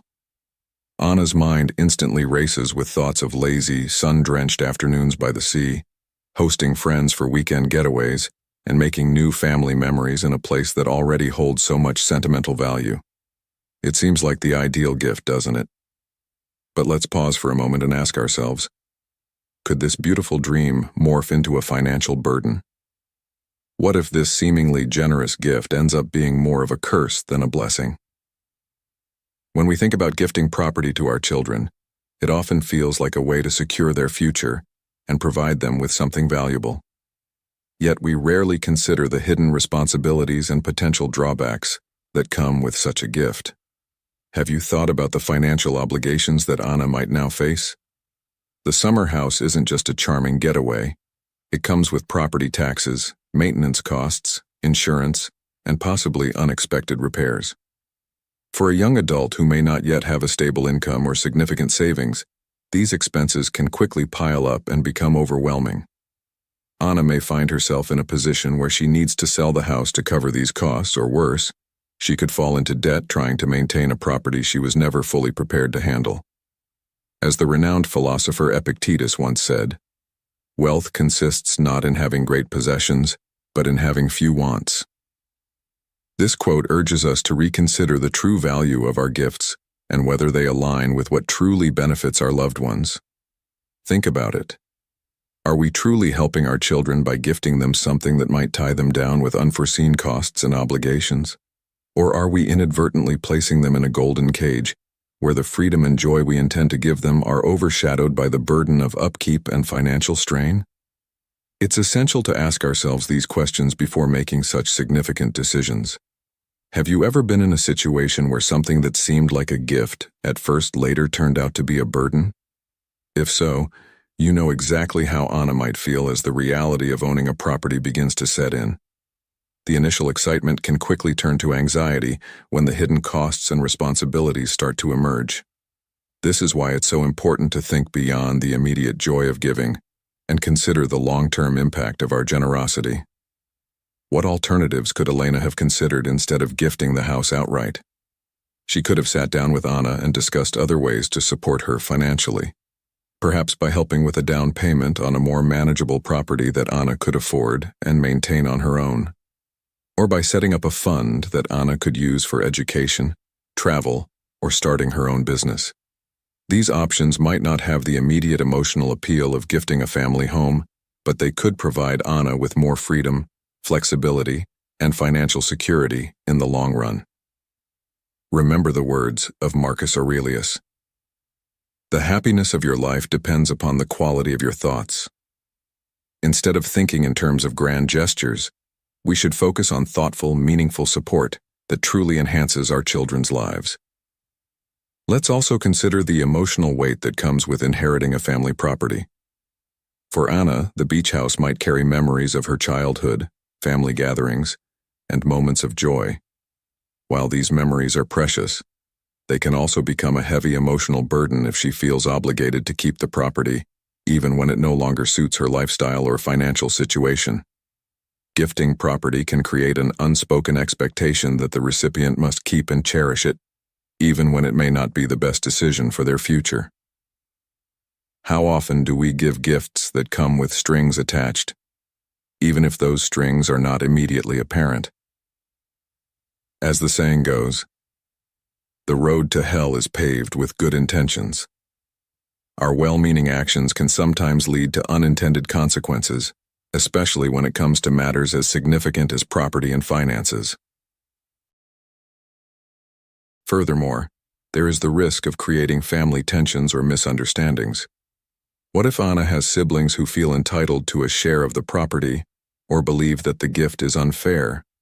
What if they resent Anna for receiving what they perceive as a more significant portion of the family wealth? These dynamics can strain relationships and lead to long-lasting conflicts that might have been avoided with more thoughtful planning and communication. Have you considered the impact of such decisions on the broader family dynamic? It's crucial to think about how your actions today might affect the relationships and harmony of your family in the future. So, what is the lesson here for all of us? Before making a grand gesture, take a step back and consider the broader picture. Ask yourself, what are the long-term implications of this gift? Am I truly helping my child, or am I unintentionally creating more challenges for them? Instead of focusing solely on the emotional satisfaction of giving, we need to think critically about what will truly benefit our children in the long run. Perhaps the greatest gift we can give is not material wealth, but wisdom, guidance, and the ability to navigate life's challenges with resilience and independence. As parents and guardians, our goal should be to empower our children to build their own paths, not to bind them to ours. While the idea of gifting something as significant as a property may come from a place of love and generosity, it's essential to consider all the potential consequences.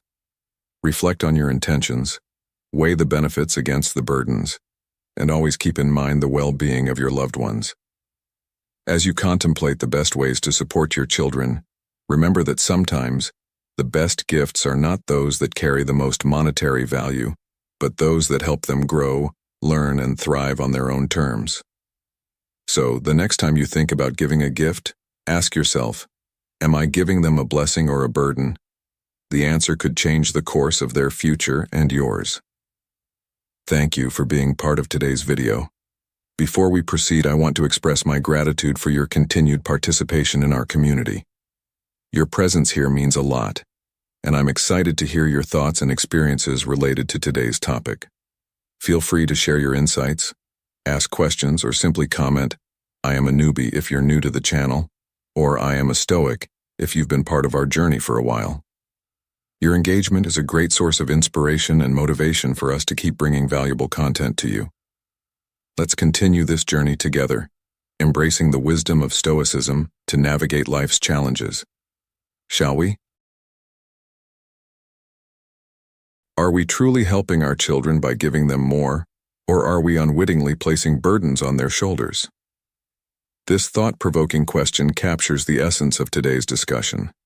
As Seneca, the Stoic philosopher, wisely noted, "It is not the man who has little, but the man who craves more, that is poor." Anna, a character in our story, was on the brink of realizing that sometimes a gift is not a blessing, but a hidden burden. Her mother, Elena, had lovingly decided to pass down the family's cherished summer home to her, thinking it would be a source of joy. However, what Elena failed to foresee were the hidden costs associated with the property, the annual taxes, the never-ending maintenance, and the inevitable unforeseen repairs. What initially seemed like a dream come true soon turned into a financial black hole, consuming Anna's savings at an alarming rate. This predicament, as alarming as it sounds, is far from rare. In reality, studies have shown that inherited properties often sow discord among family members, turning what was intended as a loving gesture into a source of tension and conflict. Does this situation sound eerily familiar? If you're not yet convinced, allow me to share the compelling story of the Martinez family, a case that will leave you pondering the true cost of such gifts. The Martinez family was known for their unity and close-knit bonds, a family that many admired for their harmony and strength. But all of that changed when the grandfather passed away, leaving behind his beloved old house. This inheritance, meant to be a symbol of his love and legacy, quickly spiraled into a source of strife. The family found themselves grappling with a series of dilemmas. Who would shoulder the burden of the costly repairs? Who would take on the responsibility of living in the house? Should they sell it and split the proceeds, or should they try to maintain it as a family heirloom? The once joyous family gatherings soon turned into heated debates, full of raised voices and slammed doors. What was supposed to be a gift to unite them in memory and spirit ended up driving a wedge between them, creating lasting rifts that were hard to mend. This brings us to a crucial point of reflection. Are we considering the full scope of our actions when we give something of substantial value to our children? Are we truly empowering them with a gift, or are we unknowingly setting them up for challenges they are not prepared to face? We must understand that not all gifts are created equal. A property, for instance, is not just a sentimental asset. It's a financial and emotional responsibility. And this responsibility can often be overwhelming, especially for those who are not financially prepared or emotionally ready to take it on. As the famous American businessman Warren Buffett once said, "You should leave your children enough to do something, but not enough to do nothing." It is a reminder that too much of a good thing can quickly become detrimental. In today's world, where financial stability is increasingly uncertain, passing down significant assets like property without adequate preparation can cause more harm than good. It's not just about the financial burden, but also about the psychological toll it takes on the recipient. Are we, perhaps, projecting our desires and expectations onto our children without fully considering their readiness or willingness to handle such a gift? This is a critical question to ask ourselves. We must think about the true implications of our generosity. Are we preparing our children for independence, or are we anchoring them to our own past dreams and aspirations? The answer is not always straightforward, and that is precisely why it's so important to have these discussions openly and honestly with our loved ones. Moreover, there's a valuable lesson here about the importance of fostering communication within the family. If the Martinez family had taken the time to discuss the implications of inheriting the house openly, they might have been able to avoid the subsequent conflicts and divisions. They could have planned better, perhaps deciding together on whether to sell the property or keep it, thus preserving their unity and family bond. This underscores the importance of discussing financial and emotional responsibilities well in advance. Open dialogue can prevent misunderstandings and ensure that everyone is on the same page, which is crucial when it comes to significant decisions that impact the entire family. In conclusion, the message here is clear. Think carefully before giving substantial gifts to your children. Consider not just the immediate joy, but the long-term consequences of your generosity. Are you giving them a burden disguised as a blessing? Are you helping them grow into responsible, self-sufficient adults? Or are you unintentionally setting them up for hardship and conflict? Reflect on the wisdom of Marcus Aurelius, who said, "The happiness of your life depends upon the quality of your thoughts." Think deeply about the true value of what you are offering and the potential impact it could have. Sometimes the greatest gift is not a material possession, but the knowledge, skills, and confidence to build a fulfilling life on their own terms. So, as you consider what to pass on to your children, remember to weigh not just the emotional significance of the gift, but also the practical realities and responsibilities that come with it. The right balance could mean the difference between a gift that enriches their lives and one that complicates it.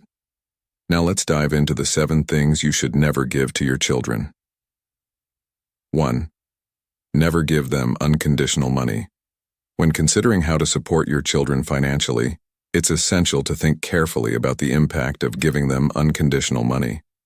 While it might seem like an act of generosity, handing over large sums of money without any expectations or conditions can lead to unintended, often negative consequences.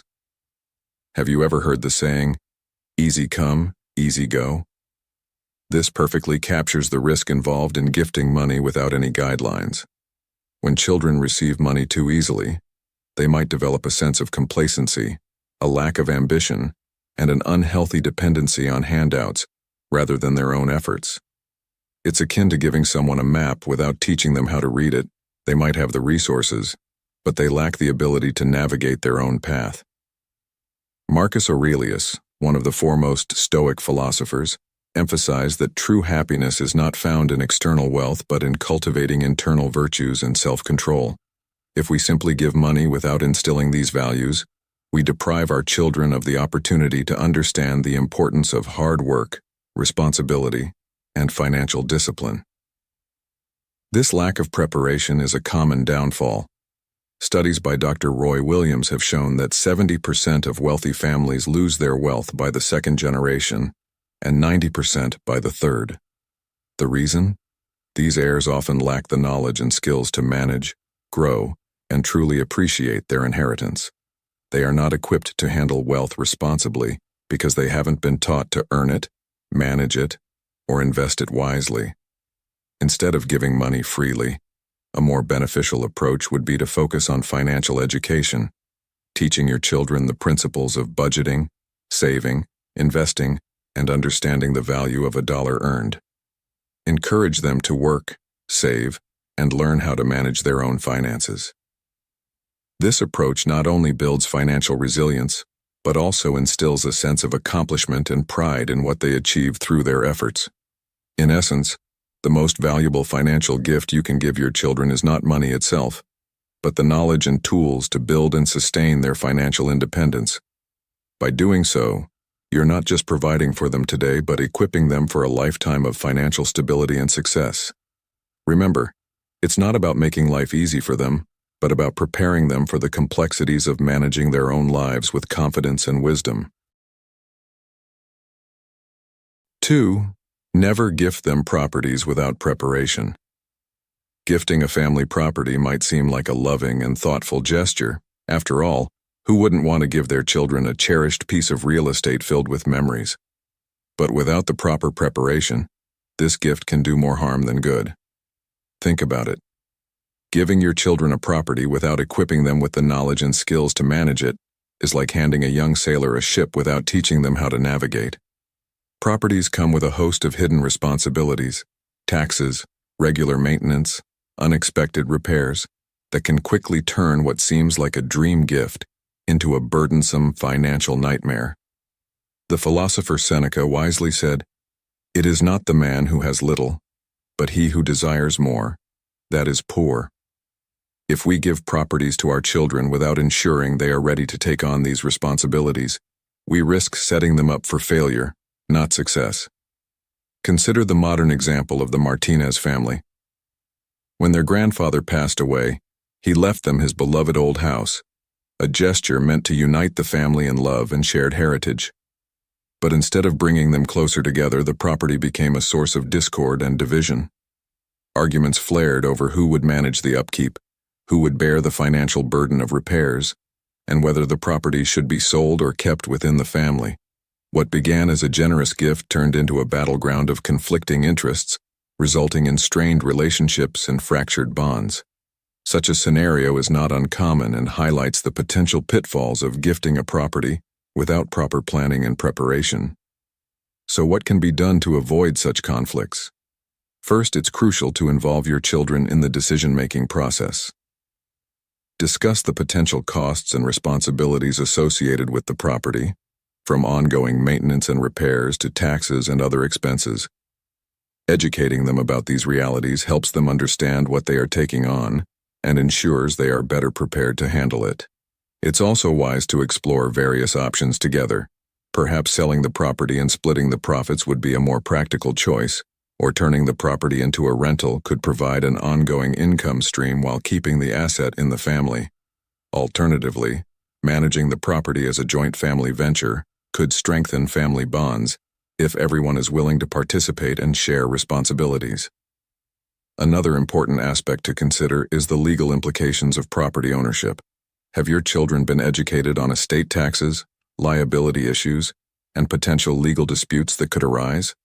These are crucial factors that often get overlooked but can have significant consequences. Providing your children with the tools to navigate these complex issues is just as important as the gift itself. It's about giving them not just the asset but the wisdom and capability to manage it effectively. In modern life, where financial stability is often precarious, the burden of an unexpected financial responsibility can be overwhelming. This is why it's not just about the material gift, but about preparing them for what that gift entails. The goal should be to foster independence and readiness rather than dependency and unpreparedness. Are we giving our children a blessing that enriches their lives, or are we handing them a burden they are ill-equipped to bear? The lesson here is clear. Before giving a property, ensure that your children are ready for the responsibilities that come with it. Involve them in open and honest discussions. Educate them about the potential challenges and explore all options together. This approach not only prevents potential conflicts but also prepares them for the future, teaching them valuable lessons in financial responsibility and family cooperation. Remember, the true value of a gift is not just in the item itself, but in the wisdom and preparation that accompany it. So, before you make that generous gesture, ask yourself, are my children ready for this? The answer will guide you in making a decision that truly benefits them in the long run. 3. Never solve all their problems for them. We all want to shield our children from the tough realities of life, but there's a delicate balance between being supportive and becoming overbearing. When we step in to solve every problem for our children, we may feel we're protecting them, but in reality we're stunting their growth. Think of it this way. It's like going to the gym and having your trainer lift the weights for you. What benefit would you get from that? Absolutely none. Children, much like adults, need to face their own challenges to develop critical problem-solving skills and build emotional resilience. Overprotective parenting, often labeled as helicopter parenting, is when parents hover over their children's lives, ready to swoop in at the first sign of trouble. This approach, while well-intentioned, can lead to a lack of confidence and a deep-seated dependency. According to a study conducted by the University of Florida, young adults who were raised by overprotective parents tend to struggle significantly more with stress and pressure in their everyday lives. This isn't surprising when you consider that these young adults never had the chance to confront and overcome challenges on their own. They were never allowed to stretch their own emotional muscles and build the kind of resilience that is essential for adult life. So, what's driving this overprotective behavior? Psychologist Alfredo Oliva suggests that what often appears as love is frequently driven by fear. Fear that our children might fail, fear that they might suffer, or fear that they won't succeed as we hope they will. But is this fear truly serving them? Is it preparing them for the realities of life? Or is it shielding them from the very experiences that would help them grow stronger? Instead of jumping in to solve every issue, we should consider a different approach. Think about the wisdom of the Stoic philosopher Epictetus, who said, "Difficulties are things that show a person what they are." If we always remove these difficulties, aren't we also removing the chance for our children to discover what they are truly capable of? What if, instead of solving their problems for them, we guided them through the process of finding their own solutions? This doesn't mean abandoning them to struggle alone, but rather being there as a supportive guide who helps them navigate their challenges. Encourage them to think critically. Ask questions like, "What do you think is the best way to handle this?"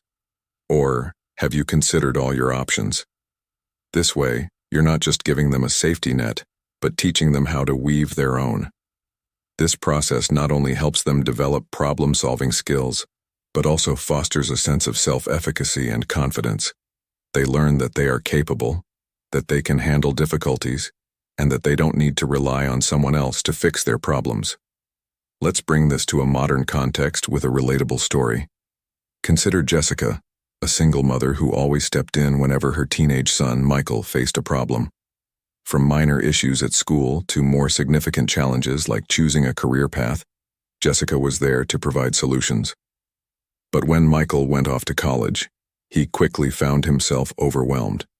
He had never learned to solve problems on his own, and the independence of college life felt more like a burden than a blessing. Jessica realized that her well-meaning interventions had left Michael unprepared for the realities of adult life. This is a common scenario. Many parents, out of love and a desire to protect, end up doing more harm than good by over-involving themselves in their children's lives. What if instead Jessica had encouraged Michael to make his own decisions, to experience small failures and learn from them? What if she had let him struggle a bit, knowing that through struggle comes growth? As Marcus Aurelius, another great Stoic thinker, observed, "The impediment to action advances action. What stands in the way becomes the way." In other words, the challenges we face are not obstacles to our progress but essential parts of it. By facing difficulties head-on, our children learn to overcome them and grow stronger in the process.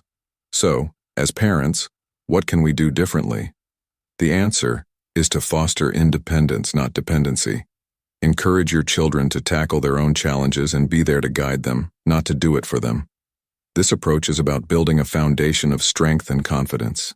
It's about teaching them that they are capable, that they can handle what life throws at them, and that they don't need to be afraid of failure. It's about showing them that failure is not something to be feared, but a stepping stone to success. Let your children face their own challenges. Encourage them to find their own solutions and be there as a supportive guide rather than a problem solver. By doing so, you're not just preparing them for life's difficulties, but also teaching them the invaluable lesson that they have within them, the strength and capability to overcome whatever challenges they face. In the end, the best gift you can give your children is not a life free of difficulties, but the skills and confidence to navigate those difficulties with resilience and wisdom. This is how we prepare them for a fulfilling and independent life, grounded in the virtues of courage, wisdom, and self-reliance. If you've made it this far, you're on the path to becoming a wiser parent. Drop a comment saying, "I am a mindful parent," to show you're dedicated to raising resilient and independent children. Stay tuned, the journey of wisdom continues. 4. Never give unsolicited advice constantly. We've all felt the urge to offer advice, especially to our children, hoping to help them avoid the mistakes we've made. But there's a fine line between being helpful and being overbearing. Constantly giving unsolicited advice can often do more harm than good, creating a situation where children feel they're not trusted to make their own decisions. Picture this. You're on a journey you've traveled many times before, and yet someone keeps telling you which way to go. It's not just frustrating, it feels like they don't trust your judgment. This is the impact of unsolicited advice. As psychologist Dr. Maria Martinez points out, when we constantly offer advice without being asked, we unintentionally send the message that we don't trust the other person's ability to make their own choices. This behavior can slowly erode their confidence, fostering a sense of inadequacy and creating emotional distance in the relationship. Elena, a well-meaning mother, learned this the hard way. Her constant advice, meant to guide her children, instead built an invisible wall between them. Her children started to pull away, feeling smothered by her constant input. But what if, instead of giving solutions at every turn, we tried a different approach? What if we focused more on listening, really listening, and then asked questions that encouraged our children to think for themselves? Questions like, "What do you think is the best way to handle this?" Or, "How do you feel about this situation?" Not only open up a meaningful dialogue, but also empower them to make their own choices and learn from their own experiences.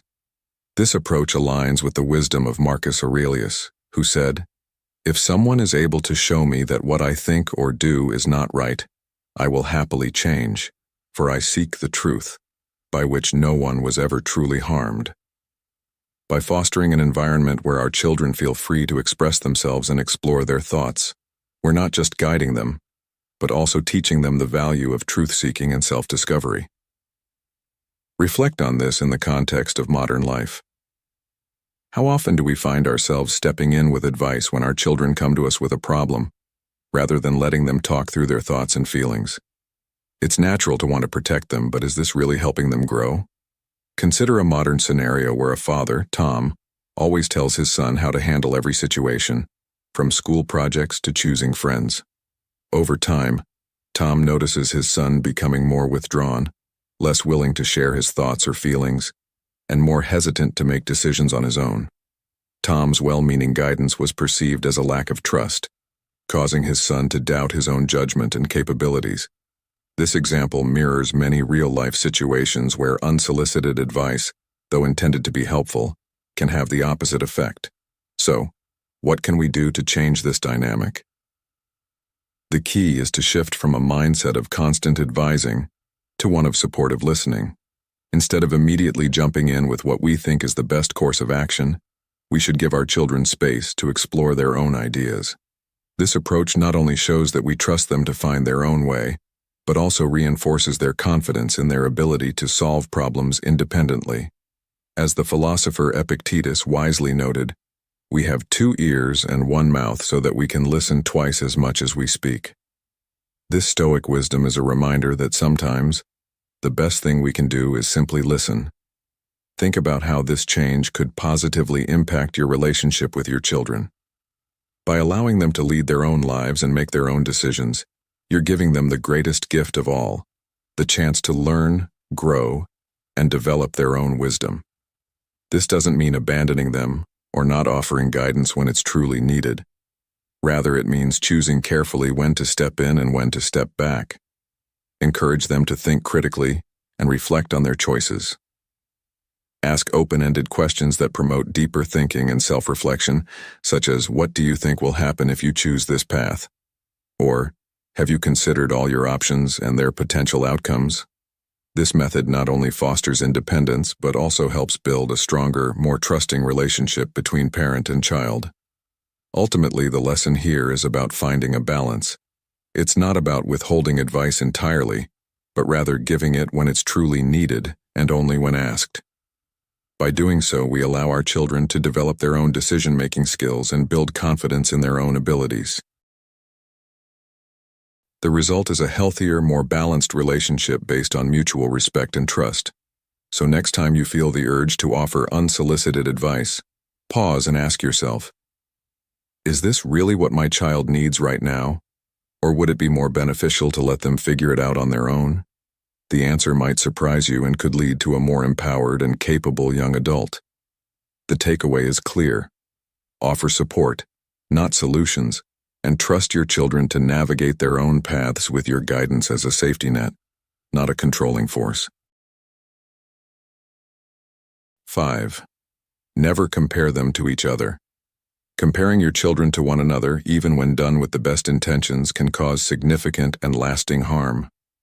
Think of it like trying to water a cactus and a fern with the same amount of water. They have different needs, and treating them the same can cause one to wither while the other thrives. Similarly, when you compare your children, you overlook their unique qualities and individual needs, creating an environment where resentment, insecurity, and rivalry can flourish. The story of Elena and her children illustrates this perfectly. Her habit of constantly comparing her kids set them up against each other, fostering competition instead of support. Each child began to feel undervalued, misunderstood, and pressured to meet expectations that were not their own, leading to a breakdown in communication and growing tension within the family. Studies from the University of Illinois support this, showing that frequent comparisons between siblings often result in long-term anxiety and self-esteem issues that can persist well into adulthood. As parents, it's vital to recognize that each child is unique, with their own strengths, weaknesses, and ways of approaching life. Imagine if we all had to fit into the same mold. How limited would our growth be? Instead of asking, "Why can't you be more like your brother?" Consider highlighting each child's individual achievements and qualities. Statements like, "I'm impressed by how you handled that challenge," or "I love your creativity in finding a solution," can reinforce their sense of self-worth and encourage them to continue developing their unique abilities. This approach not only fosters a sense of individuality, but also helps build a more supportive and nurturing family environment. Consider a modern-day scenario to put this into perspective. Think of Jane, a mother who constantly compared her two sons, Tom and Max. Tom, the academic achiever, was always praised for his good grades, while Max, who excelled in sports, was often told, "Why can't you focus on your studies like your brother?" Over time, Max grew resentful of Tom, feeling like he could never measure up to the expectations placed upon him. He began to pull away, not just from his brother, but from his parents as well, believing that no matter what he did, he would never be good enough. Tom, on the other hand, felt guilty for being the preferred son and began to struggle with anxiety, worried that any slip-up would cause him to lose his parents' favor. The unintended consequence of Jane's comparisons was a fractured relationship between her sons and an increasing distance within the family. So, how can we avoid falling into this trap? The key lies in celebrating each child's individuality and recognizing that each has something unique to offer. Encourage them to pursue their own interests and passions and validate their achievements, without comparing them to their siblings. This does not mean ignoring areas where they may need improvement, but rather, approaching each child with the understanding that growth looks different for everyone. As the Stoic philosopher Seneca wisely said, begin at once to live and count each separate day as a separate life. Each child's journey is their own, and they should be encouraged to live it authentically, without feeling they need to compete with anyone else's path. By shifting your focus from comparison to individual recognition, you help your children build their own identities and self-esteem. This, in turn, reduces sibling rivalry and fosters a more harmonious home environment. Instead of pitting them against one another, you are teaching them to support and uplift each other, to appreciate their differences, and to work together as a family unit. Remember, children thrive when they feel seen and valued for who they are, not for how they measure up to others. The lesson here is simple yet profound. Never compare your children to one another. Instead, nurture their unique qualities and encourage them to grow in their own way. This approach not only strengthens the individual child but also promotes a healthier, more supportive and united family environment. Encourage a culture of mutual respect and understanding, where each child feels free to be themselves and is motivated by their own goals, not the achievements of their siblings. By doing so, you create a nurturing space where every child can flourish, knowing that they are loved and valued for exactly who they are. This shift from comparison to celebration is a powerful step towards fostering a family dynamic built on love, respect, and mutual support, providing a strong foundation for your children to grow into confident, well-rounded adults. 6. Never impose your dreams and expectations on them. We all envision bright futures for our children, filled with success and happiness, but there's a fine line between dreaming for them and imposing our own dreams upon them. Think about it. Being given a map to a destination you never wanted to visit can feel suffocating and disheartening. You're being guided somewhere you don't want to go, and it doesn't take long before that guidance feels more like a chain holding you back. This is what happened with Elena and her children. She had grand aspirations for them, believing that her well-defined expectations would motivate them to achieve greatness. But instead of becoming a source of encouragement, those expectations turned into a heavy burden, causing stress and a sense of inadequacy when they couldn't measure up. Remember the insightful words of psychologist Carl Jung: "The shoe that fits one person may be too tight for another." This quote perfectly encapsulates the idea that each child has their own unique path, and what might seem like the right direction for one could be completely unsuitable for another. Our role as parents is not to dictate every step they take, but to support them in discovering their own path. Excessive expectations can often lead to feelings of anxiety, stress, and a profound sense of not being enough. When children feel pressured to meet standards that are not aligned with their own desires or capabilities, they may begin to doubt their worth or feel that their own dreams are somehow lesser. This can create a harmful environment where they feel trapped between pleasing their parents and pursuing their own happiness. So, what's the alternative? Instead of setting rigid goals or projecting your own dreams onto them, consider a different approach.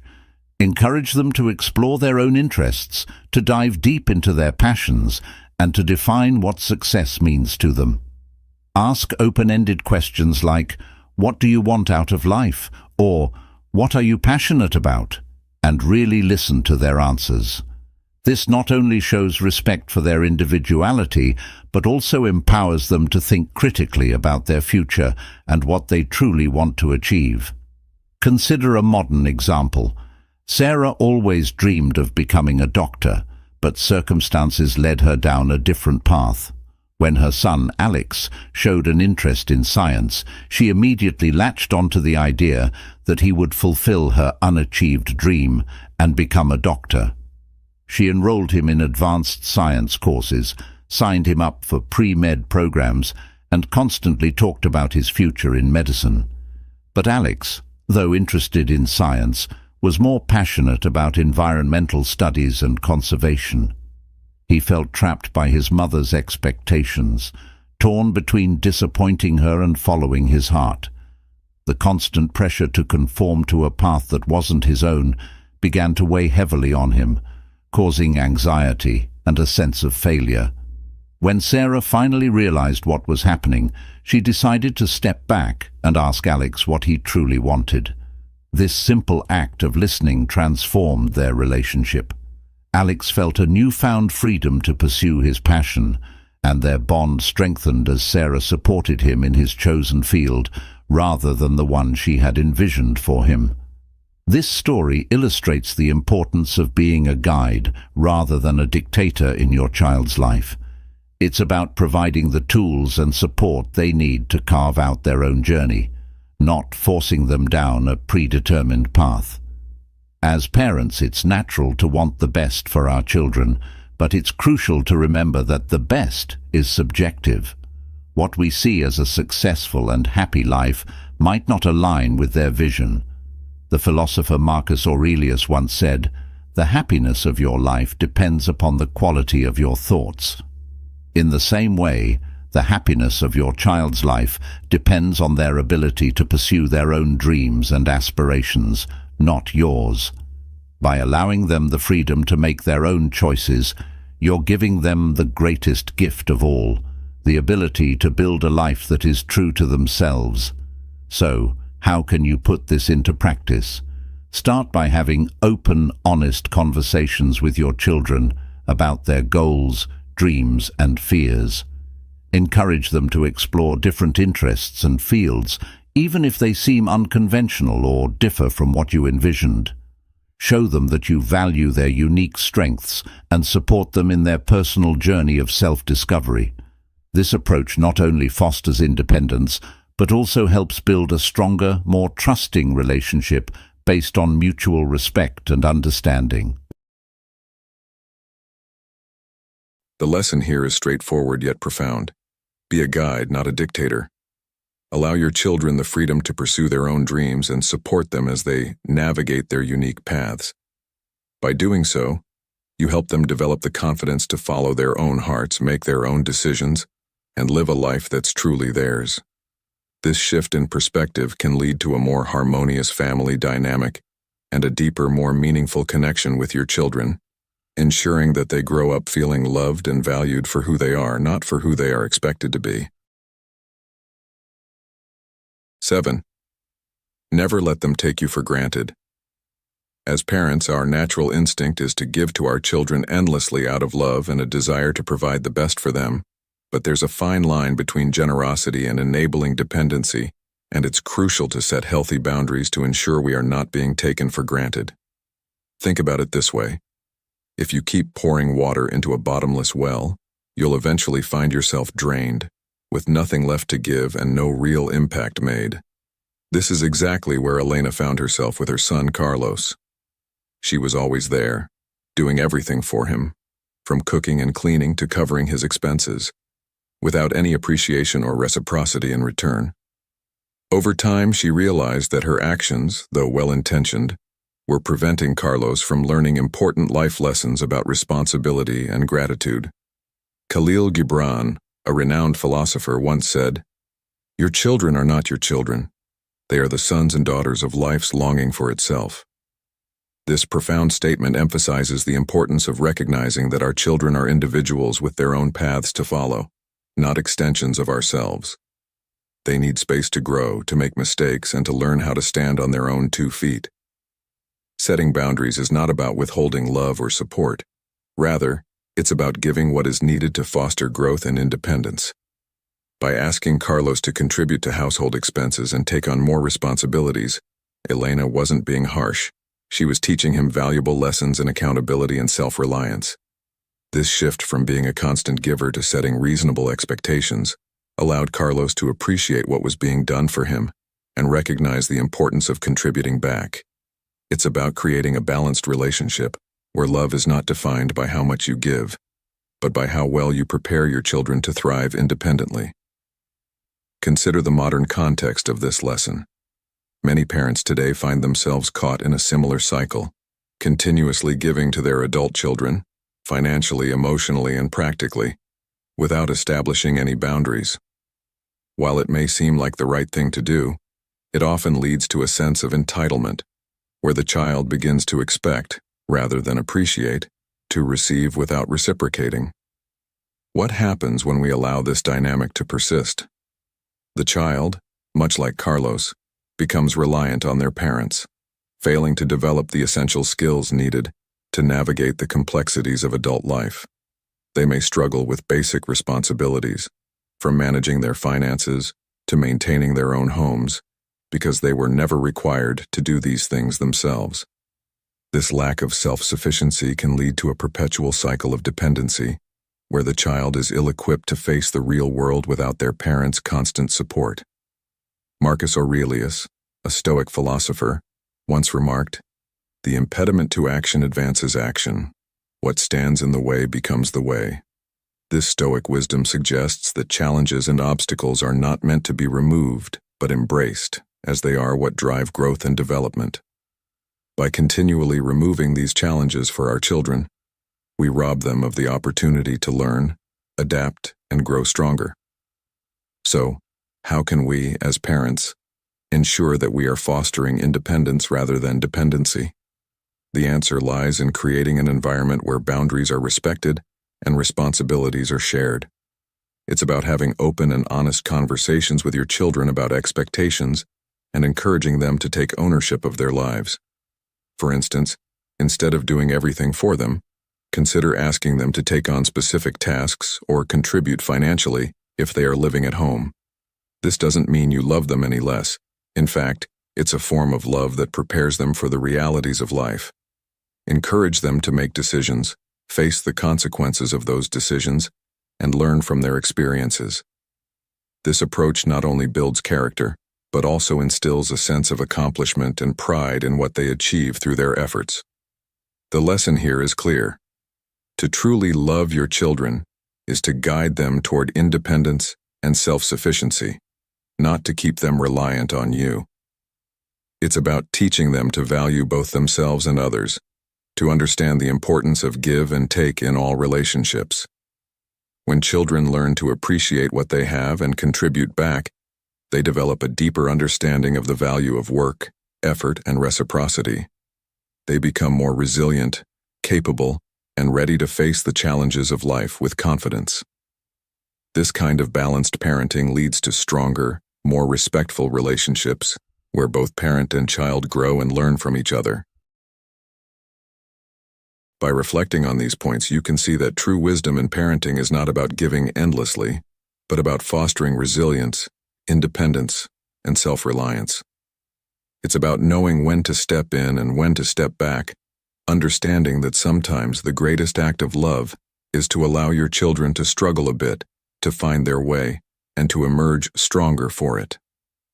As Marcus Aurelius taught, what stands in the way becomes the way. Use these lessons to help your children carve their own paths to a fulfilling and responsible life, where they can stand tall and thrive, knowing they have both the strength and the skills to succeed on their own terms. As we wrap up today's video on the 7 things you should never give to your children, let's take a moment to reflect on the profound lessons we've explored. In our quest to support and provide for our children, it's easy to forget that true love and guidance aren't about removing every obstacle or giving them everything they want. Instead, it's about equipping them with the wisdom, resilience, and strength to face life's inevitable challenges on their own terms. When we give unconditionally, be it money, property, or even unsolicited advice, we risk depriving our children of the invaluable opportunity to grow, learn, and build character. Each of the 7 points we've discussed today centers on the importance of balance, striking the right equilibrium between offering support and allowing our children the freedom to fail, to try again, and ultimately, to thrive. Consider this. Every time we solve a problem for them, or shield them from hardship, we may be doing more harm than good. We might unintentionally create dependency, stifle their ambition, or prevent them from developing crucial life skills. Instead, By fostering an environment where they are encouraged to navigate their own paths, we help them build the confidence and competence to manage life's complexities with grace and fortitude. The lessons of Stoicism remind us that wealth, whether material or emotional, is best managed with a mindset of moderation and intention. Marcus Aurelius taught that the impediment to action advances action. What stands in the way becomes the way. This powerful philosophy encourages us to view obstacles not as hindrances, but as necessary steps in personal growth. By allowing our children to face these impediments, we grant them the chance to discover their own strengths and capabilities. So, as you consider your own approach to parenting, mentorship, or guardianship, think about how you can balance support with independence. Ask yourself, are you empowering your children with the tools to build their own future?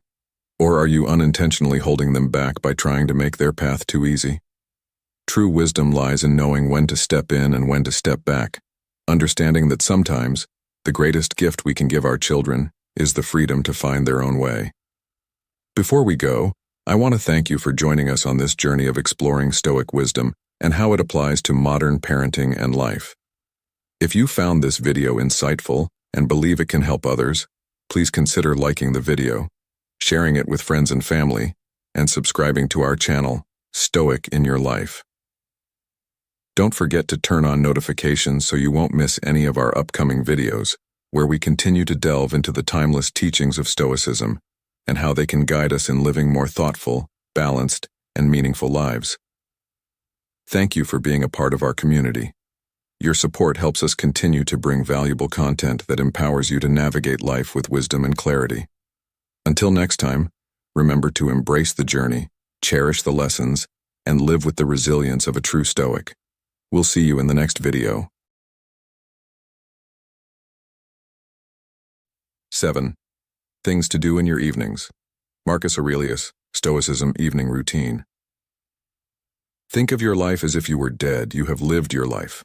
Now take what's left and live it properly. Marcus Aurelius.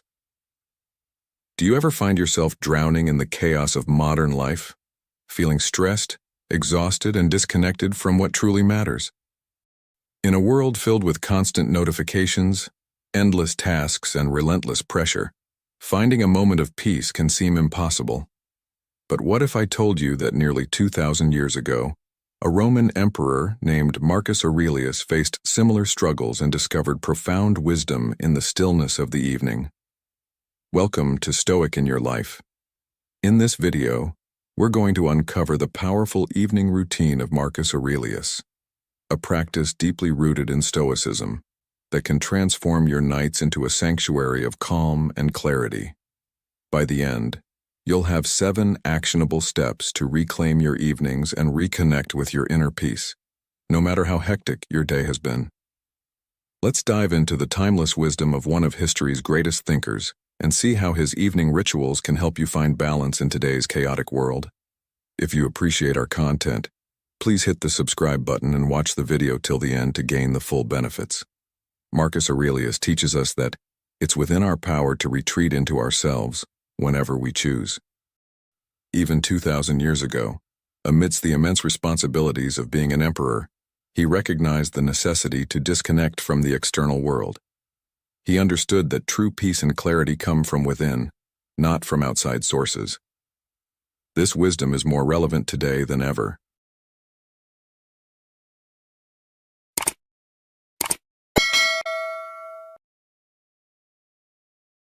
Of course, the strength of unplugging.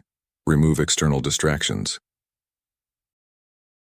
In today's world, our lives are constantly bombarded with external stimuli from the moment we wake up until we go to bed. Notifications, emails, and endless social media updates. It's no wonder we often feel overwhelmed and disconnected. Stoicism teaches us the importance of looking inward and finding stillness. Marcus Aurelius, the revered Stoic philosopher, would use his evenings to step back from the chaos and find a retreat within his own mind. By disconnecting from external distractions, he was able to cleanse himself of the day's stress and negative emotions, renewing his spirit and facing challenges with a clear mind. External stimuli are the changes outside our bodies or the information we receive through our senses. In today's tech-driven society, these stimuli are everywhere. Our days are packed with tasks, meetings, emails, and deadlines, and even when we strive for work-life balance, we often end up feeling exhausted and stressed by the time we get home. Our evening routines typically involve catching up on social media, watching TV, or answering last-minute emails. While these activities might feel like a break, they aren't truly helping us relax or find stillness. Instead, they add to the noise and clutter in our minds. To truly benefit from our evenings, we need to cut down on these external stimuli and declutter our minds. Your evening routine should be a time spent with yourself, free from distractions. This might mean eliminating some of your usual nighttime activities and replacing them with new ones that help you disconnect and focus inward. For instance, put your technology to bed at least half an hour before you go to sleep. Instead of scrolling through your phone, try seeking stillness through simple practices like a 5-minute guided meditation, a body scan, or breathing exercises. Mindfulness meditations are incredibly effective in slowing down an overactive mind and helping you tune into your physical body. This type of meditation can serve as a retreat within ourselves, providing a peaceful sanctuary from the day's chaos. Incorporating this into your evening routine can bring profound benefits. Meditation is known to reduce anxiety, improve mood, and significantly enhance sleep quality. Your bedtime routine should be a break from the busy world and a retreat into your peaceful self. Activities like binge-watching shows, playing video games, catching up with friends, or scrolling through social media may feel like personal breaks, but they are actually distractions that prevent us from finding stillness. Sleep, although important, is often not enough to restore us after a busy day. The ultimate relaxing evening routine needs something that allows your mind to truly switch off. By eliminating external stimuli and embracing practices that promote inner peace, you can transform your evenings into a time of renewal and clarity, just as Marcus Aurelius did. Think about coming home after a long day at work, your mind buzzing with the day's events and the tasks awaiting you tomorrow. You sit down on your couch, reach for your phone, and begin to scroll through social media. You see the perfect lives of others, the news updates, and the endless stream of content. Does this make you feel more relaxed or more anxious? Now consider a different scenario. You come home, and instead of reaching for your phone, you light a candle, find a quiet corner, and sit in stillness for a few minutes. You close your eyes, take deep breaths, and let the day's stress melt away. Which scenario do you think would leave you feeling more at peace? Marcus Aurelius understood the power of disconnecting from the external to reconnect with the internal. In his meditations, he often reflected on the importance of finding a retreat within oneself. He wrote, "Nowhere can man find a quieter or more untroubled retreat than in his own soul." This wisdom is timeless and particularly relevant in our fast-paced, technology-driven world. By taking a few moments each evening to turn off our devices and tune into ourselves, we can find that inner sanctuary Marcus Aurelius spoke of. In our pursuit of productivity and success, we often forget the importance of rest and reflection. Our evenings should not just be about unwinding physically, but also mentally and spiritually. This might seem challenging at first, especially when we're so accustomed to constant stimulation. But with practice, it becomes easier to find joy in these moments of solitude. You might start with just a few minutes of meditation or a quiet walk without your phone. Gradually, you'll notice how these small changes can make a big difference in your overall well-being. For example, I remember a time when I was overwhelmed with work and personal commitments. My evenings were spent trying to catch up on emails and staying updated on social media. I felt constantly drained and disconnected from myself. Then, I decided to make a change. I started turning off my phone an hour before bed and spent that time reading, journaling, or meditating. The transformation was remarkable. I began to sleep better, feel more relaxed, and approach each day with a clearer mind and a more positive attitude. By embracing a routine that prioritizes disconnecting from external stimuli, you create space for inner peace and clarity. This doesn't mean you have to completely give up your favorite evening activities, but rather find a balance that allows you to recharge and reconnect with yourself. Ask yourself, what can you eliminate from your evening routine to make room for stillness? How can you create a sanctuary within your own mind, just like Marcus Aurelius did? The lesson is clear. To cultivate a peaceful and restorative evening routine, we must disconnect from the constant external stimuli and reconnect with our inner selves. By doing so, we not only enhance our mental and emotional well-being, but also prepare ourselves to face the challenges of the next day with renewed energy and clarity. So tonight, try putting away your devices, finding a quiet space, and spending a few moments in stillness. You'll be surprised at how such a simple practice can bring profound benefits to your life.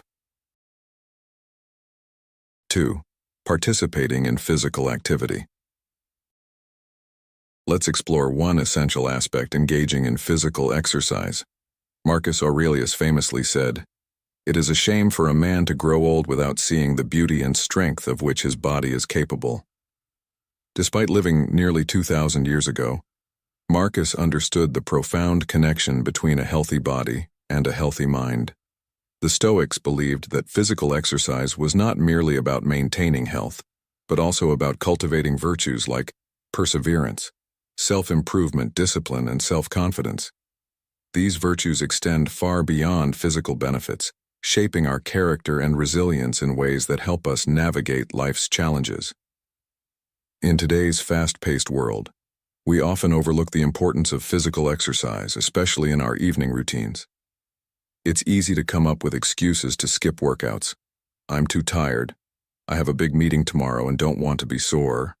Or, I'm so stressed at work, I can't even think about exercising.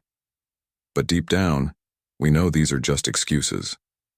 Regular exercise brings too many amazing benefits to ignore. Any form of physical activity, whether it's a sport, a gym session, or even a simple walk, can work wonders for our body and mind.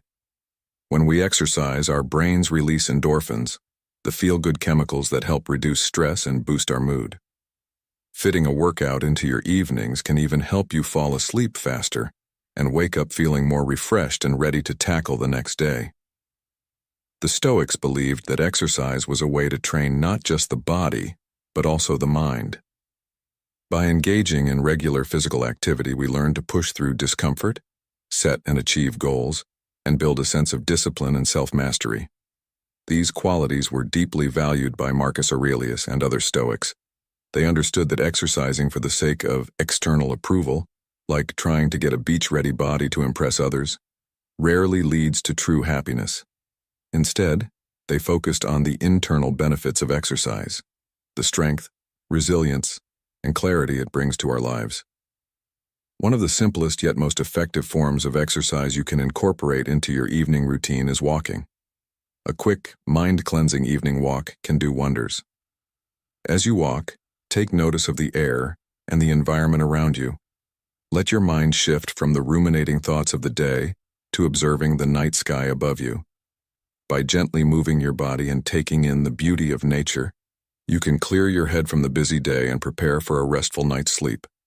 Remember, the goal of exercise, according to Stoicism, is to lead a better life in accordance with nature. This means keeping our bodies ready for when we need them and maintaining them in good working condition. Exercise helps us stay physically fit, but more importantly, it keeps us mentally strong and prepared to face life's challenges. Incorporating physical exercise into your evening routine doesn't have to be complicated or time-consuming. Even small changes like stretching, yoga, or a short jog can make a significant difference. The key is consistency and making it a regular part of your life. When you embrace physical exercise as a form of self-care and personal growth, you begin to see it not as a chore but as a valuable investment in your overall well-being. So next time you feel tempted to skip your workout, remember Marcus Aurelius and the Stoic belief in the power of physical exercise. Think about the beauty and strength your body is capable of, and how exercising can help you cultivate virtues that enrich your life. By prioritizing physical activity, you're not only taking care of your body but also nurturing your mind and spirit, just as the Stoics did. What physical activities bring you joy and a sense of fulfillment?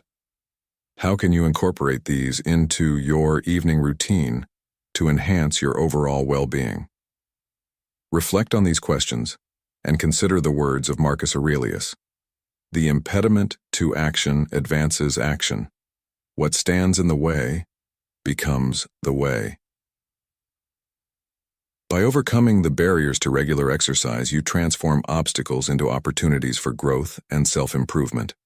As you incorporate physical activity into your evenings, notice how it affects not only your body but also your mood, energy levels, and mental clarity. Over time, you will likely find that this simple practice becomes an indispensable part of your routine, contributing to a more balanced, resilient, and fulfilling life. Taking care of your body is not just about physical health. It's a holistic approach to nurturing your entire being.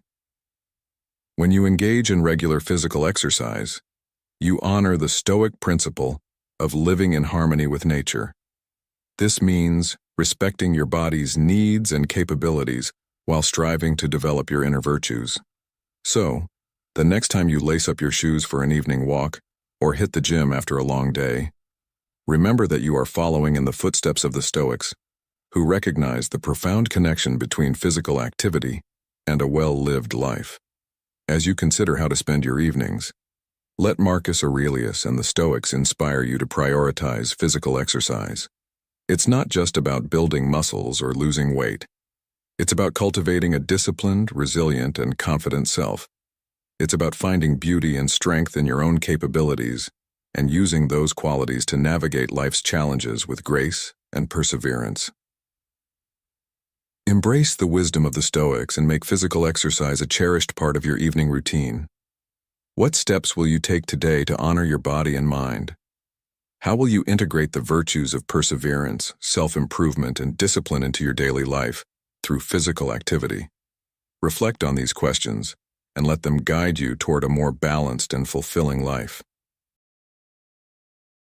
Reviewing the day's events. In the hustle and bustle of modern life, carving out moments for reflection can seem like an elusive luxury. Yet, this simple practice holds profound benefits, as articulated by the Stoic philosopher Marcus Aurelius, who wisely noted, "Nothing has such power to broaden the mind as the ability to investigate systematically and truly all that comes under thy observation in life." This insight underscores the pivotal role of reflection in fostering a clear, self-aware mind, a cornerstone of Stoic philosophy that remains profoundly relevant today. Reflecting on the day's activities, as Aurelius advocated, can be a transformative ritual that enhances self-awareness and personal growth.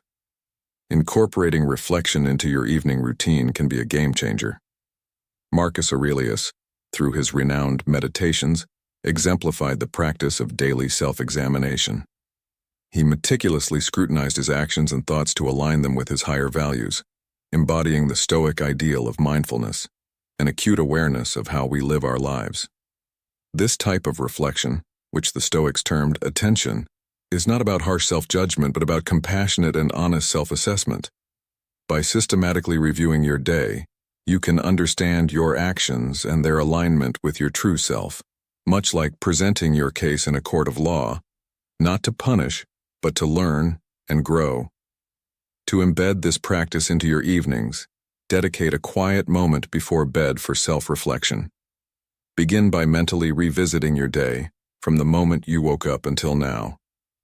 Consider each significant event and interaction, asking yourself insightful questions. What did I do well today? What emotions did I feel? Which parts of my day brought discomfort or stress? How can I learn from these experiences? For instance, if you experienced a stressful work interaction, reflecting on it can help you understand your emotions and their impact on your overall mood. Such introspection enhances emotional intelligence and informs better decision-making in future situations. This daily reflection serves a dual purpose. It helps assess whether your actions align with your desired self and values, while also reinforcing your successes. Imagine valuing kindness, but recalling a moment of impatience with a colleague. Reflecting on this allows you to recognize the discrepancy and commit to a more patient approach next time. Conversely, celebrating your achievements, however minor they may seem, boosts your confidence and motivation. Acknowledging these victories is crucial for personal growth and morale. Beyond personal insights, reflecting on your day can also prepare you for a restful night's sleep.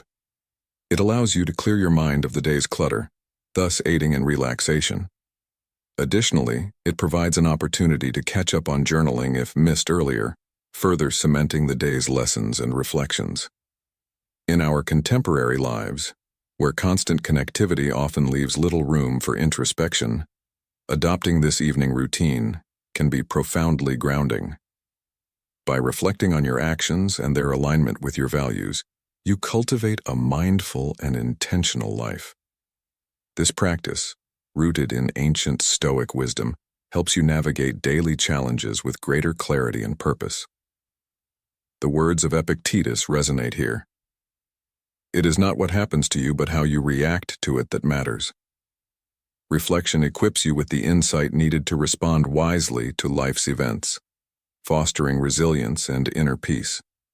Ultimately, this practice of evening reflection is about continuous improvement and self-compassion.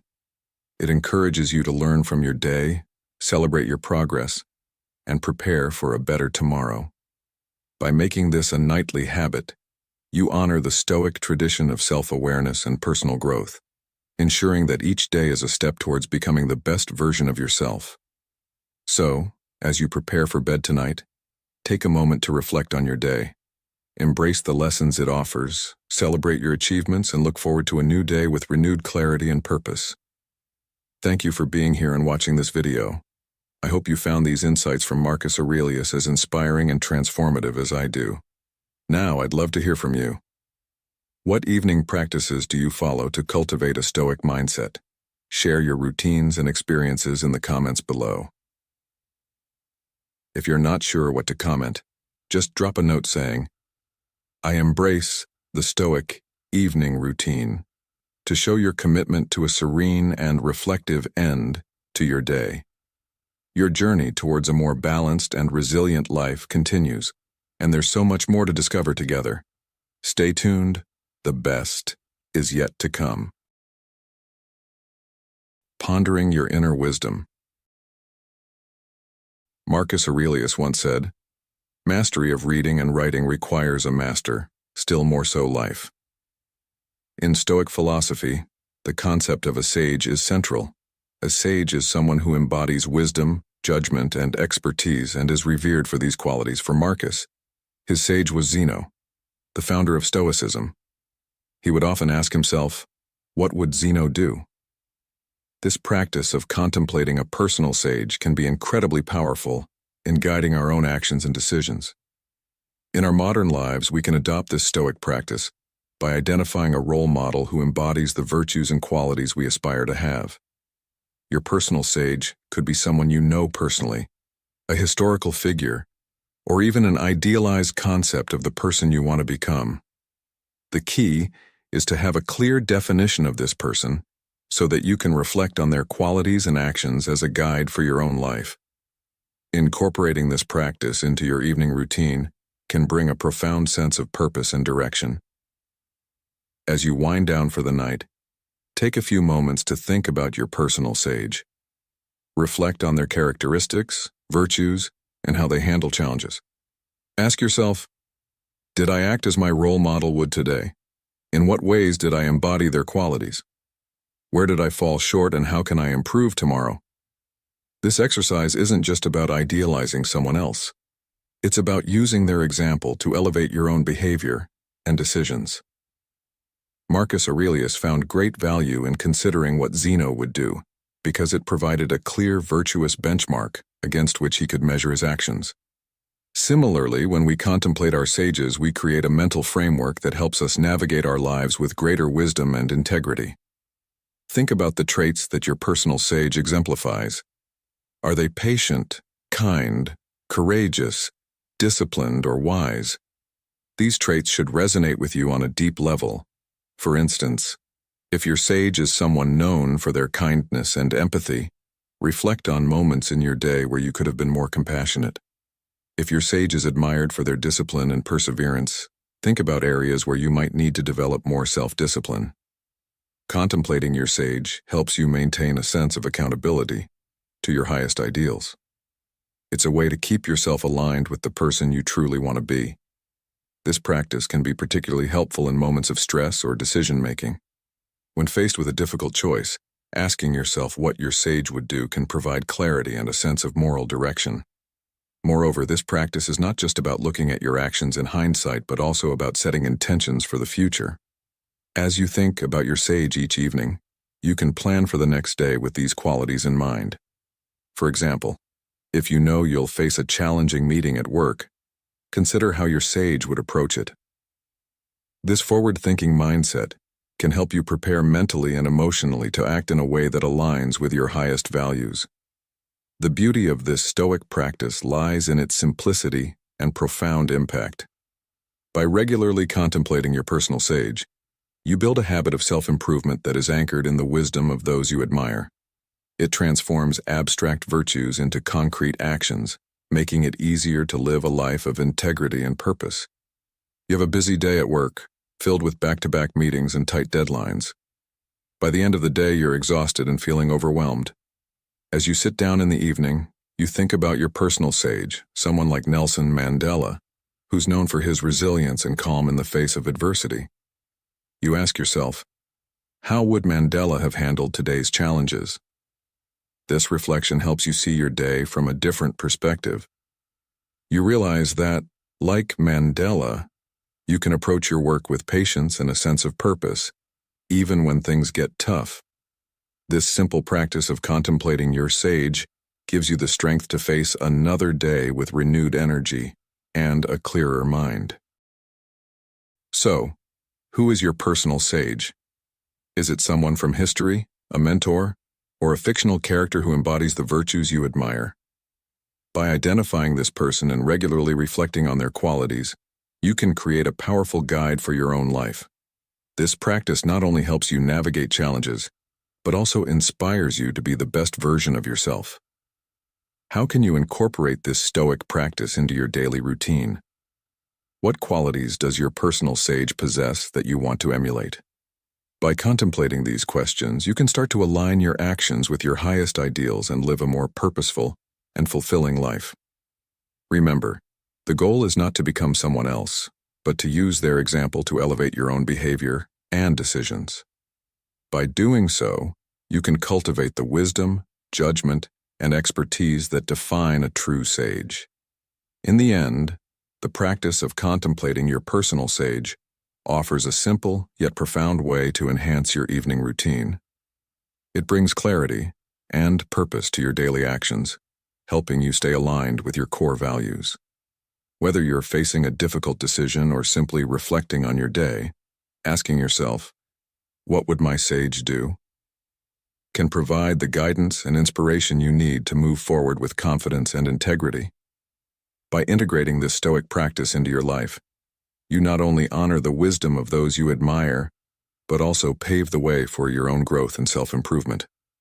So tonight, as you reflect on your day, take a moment to think about your sage and let their example guide you towards a more fulfilling tomorrow.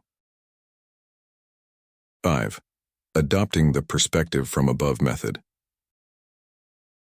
Let's delve into another wisdom of Marcus Aurelius and explore a profound technique to enhance your evenings and enrich your life, embracing the view from above. This practice is rooted in Stoic philosophy, encouraging us to gain perspective by viewing our lives from the vantage point of the cosmos. Imagine the clarity and peace that comes from looking at your day, your challenges, and your worries from a bird's-eye view, detached from the immediate emotional turmoil. When we see our lives in the grand scheme of things, our problems shrink in significance, making everything more manageable. In today's fast-paced world, we are constantly inundated with noise. Advertisements, news, social media, and the ceaseless hustle of daily life.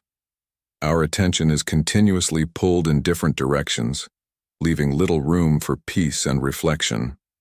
This mental clutter often leads to burnout, a state where it feels impossible to think, breathe, or process our thoughts. Here, the Stoic practice of taking a view from above becomes invaluable. By adopting this perspective shift in the evenings, we create mental space to observe our lives more objectively. Begin by finding a quiet place free from interruptions. Close your eyes and envision yourself zooming out from your immediate surroundings. Picture yourself in your room, then gradually expand your view to encompass your entire home. Think about the people who share this space with you, considering their experiences, emotions, and challenges. Next, extend your perspective to your neighborhood, reflecting on the fact that each person in your community has their own story, their own set of worries and dreams. Continue this process, broadening your view to your city, your country, and eventually the entire planet. Imagine the billions of lives unfolding across different cultures, languages, and environments, each filled with hopes, fears, joys, and struggles. As you keep zooming out, encompassing the solar system, the galaxy, and the vast universe, your own problems and concerns will begin to feel smaller and less overwhelming. The immensity of space and the enormity of existence can be humbling, reminding us that our worries, no matter how significant they seem, are just a tiny part of a much larger picture. This practice isn't about diminishing your experiences, but about putting them into perspective. When we take a view from above, we start to see ourselves not as isolated individuals, but as interconnected parts of a greater whole. This broader perspective helps us detach from the immediate emotional impact of our problems, allowing us to see them more clearly. Many things that cause us stress and anxiety are often temporary and insignificant in the grand scheme of things. Consider, for instance, a conflict at work or a disagreement with a friend. Viewed up close, these issues can feel all-consuming. But when you step back and view them from above, you realize they're just small moments in your life and don't define your entire existence. This shift in perspective can help you approach problems with a calm and rational mindset, finding solutions instead of being overwhelmed by emotions. Moreover, this practice fosters empathy and understanding. By considering the broader context of other people's lives, we can better appreciate their struggles and viewpoints, leading to more compassionate and effective interactions. Marcus Aurelius famously said, "Dwell on the beauty of life, watch the stars, and see yourself running with them." This quote encapsulates the essence of the view from above. When we see ourselves as part of the vast, beautiful universe, we find a sense of peace and clarity. We begin to understand that our lives, with all their ups and downs, are just a small piece of a magnificent tapestry. This perspective can be incredibly liberating, helping us to navigate life's challenges with grace and resilience. As you incorporate this practice into your evening routine, ask yourself, how can seeing my life from a broader perspective change the way I approach my problems? How can understanding the interconnectedness of all things help me develop more empathy and compassion? These open-ended questions can guide your reflections and deepen your practice. The view from above technique is more than just a mental exercise, it's a transformative way to live. By regularly stepping back and viewing our lives from a higher perspective, we can cultivate a sense of tranquility and resilience. We learn to let go of petty worries and focus on what truly matters. We become more empathetic, understanding, and connected to the world around us. This practice can be a powerful tool for managing stress and anxiety, fostering a more balanced and fulfilling life. In the words of Marcus Aurelius, the soul becomes dyed with the color of its thoughts. By adopting the view from above, we can color our thoughts with wisdom, peace, and a deep sense of connection to the universe. So, as you wind down each evening, take a moment to zoom out and see the bigger picture. Let this practice guide you towards a more serene and meaningful life. How might this shift in perspective change the way you experience your evenings? How might it change the way you live your life? 6. Cherished moments with loved ones. Marcus Aurelius reminds us, "The longest lived and those who will die soonest lose the same thing. The present is all that they can give up, since that is all you have, and what you do not have, you cannot lose." This profound quote underscores the preciousness of the present moment, a core tenet of Stoic philosophy. In honoring the present, one of the most meaningful actions we can take is to spend quality time with our families. Despite the immense responsibilities and pressures of his role as an emperor, Marcus Aurelius deeply cherished his family, making it a point to be present with them. He had a ritual of tucking his children into bed each night, saying to himself, "Don't rush this. This might be the last time you do this. It's not guaranteed that either of you will make it through the night." This practice of savoring each moment with loved ones is a valuable lesson for all of us. In today's fast-paced world, carving out meaningful time for our families can be challenging. Work demands, social obligations, and the constant presence of technology often make it feel like there's no time left at the end of the day. However, just as Marcus Aurelius found ways to connect with his loved ones despite his busy schedule, we too can prioritize family time in our evenings. It's not just about being physically present, but also about being emotionally and mentally engaged. Putting away distractions like phones and laptops and focusing on the people who matter most is essential. Simple activities such as having dinner together, playing a board game, or talking about each other's day can significantly strengthen family bonds. These moments create memories and a sense of belonging that no amount of screen time can replace. Stoicism teaches us to contemplate the impermanence of life, helping us appreciate the time we have with our loved ones even more. Bronnie Ware, a nurse who worked with terminally ill patients, found that one of the most common regrets of the dying is wishing they had spent more time with their families. Her patients often lamented missing out on their children's youth and their partner's companionship due to career demands and other obligations. This insight serves as a powerful reminder to regularly contemplate our mortality, as the Stoics did. By acknowledging that our time with family is limited, we can start making more intentional choices about how we spend our evenings. Instead of mindlessly scrolling through social media or getting lost in TV shows, we can choose activities that foster connection and togetherness. These moments of presence and connection truly enrich our lives and the lives of our loved ones. Families today often spend little more than half an hour of quality time together during the week. Even when they do come together, many families find themselves silently watching TV or engaging in other activities that don't promote real interaction. By making a conscious effort to create meaningful family time, we can break this cycle and build stronger, more fulfilling relationships. Consider incorporating simple yet meaningful traditions into your evening routine. This could be as straightforward as having a technology-free dinner, where everyone shares highlights and challenges from their day, or a weekly family game night where laughter and friendly competition create lasting memories. These practices help create a sense of ritual and anticipation that everyone can look forward to. Additionally, fostering open communication within the family can lead to deeper understanding and empathy among members.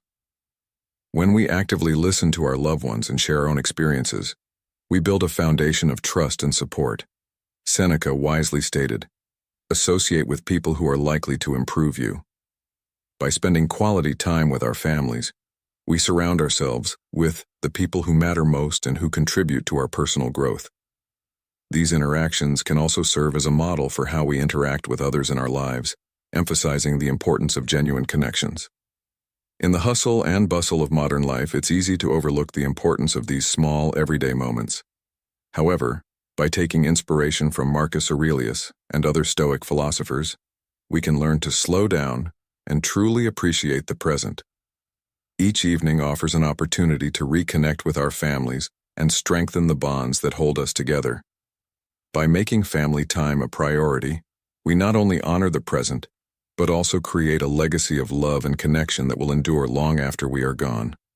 So, tonight, take a moment to put away your devices, gather your loved ones, and cherish the time you have together. The wisdom of the Stoics reminds us that these moments are fleeting but infinitely valuable, and it's up to us to make the most of them. If you've made it this far, you're a true seeker of wisdom. Drop a comment saying, "I embrace the Stoic evening," to show you're committed to this transformative journey. Stick around. The best is yet to come. 7. Planning for the day ahead. Marcus Aurelius once wisely stated, "In your actions, don't procrastinate." This advice is particularly relevant when it comes to preparing for the next day, an area where planning can transform your mornings from frantic to smooth. Aurelius, a staunch advocate for rising early and making the most of every moment, understood that a successful morning begins with the actions taken the previous evening. By integrating this Stoic principle into your routine, you set yourself up for a more focused and productive start to your day. Every evening, spend a few minutes preparing for the morning ahead. This simple practice can drastically reduce morning stress and enhance your efficiency. Start by laying out your clothes for the next day. Choosing your outfit the night before eliminates one decision from your morning routine, saving you valuable time and mental energy. This seemingly small task can significantly impact how smoothly your morning unfolds. Additionally, packing your bag or briefcase with all the essentials, work materials, lunch, gym clothes, prevents last-minute rushes and forgotten items. Creating a to-do list for the next day is another vital part of your evening preparation. Jot down your top priorities, appointments, and meetings. This ensures you wake up with a clear plan and focus on what matters most. Writing down your tasks not only organizes your thoughts but also clears your mind, aiding relaxation and sleep. Stoicism emphasizes self-discipline and intentionality. Preparing for your morning the night before embodies these virtues, allowing you to shape your day proactively rather than reactively. This sense of control and preparedness boosts confidence and reduces anxiety about the day ahead. Reflective practices can also enrich your evening routine. Spend a few minutes contemplating the day's achievements, challenges, and your responses. This reflection promotes learning and growth, providing closure to the day and helping you release any residual stress or frustration. Ensuring a good night's sleep is another critical component of preparing for the morning. Aim to sleep for the recommended 6 to 8 hours by going to bed at a reasonable time. Sleep is vital for overall health and well-being, essential for waking up refreshed and ready for the day. Develop a bedtime routine that helps you unwind, such as reading, taking a warm bath, or practicing relaxation techniques like deep breathing or meditation. The Stoics, including Marcus Aurelius, valued routine and discipline. Aurelius balanced his duties as an emperor with personal philosophical practices, demonstrating the importance of structure.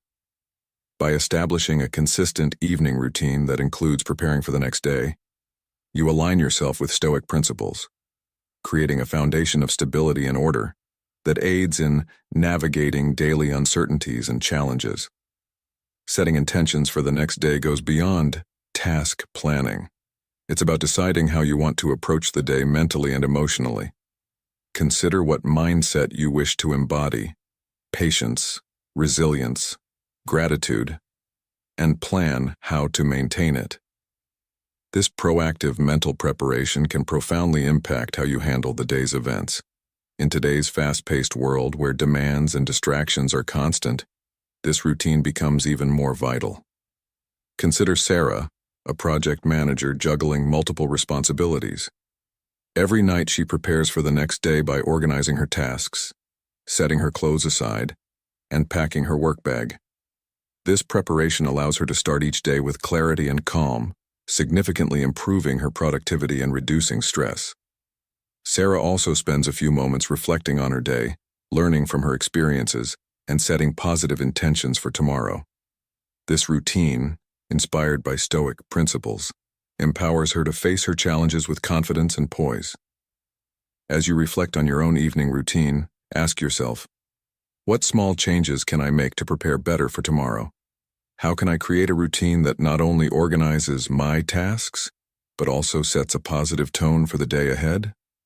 By adopting these practices, You harness the wisdom of Marcus Aurelius and the Stoics, embracing a life of intentionality and discipline.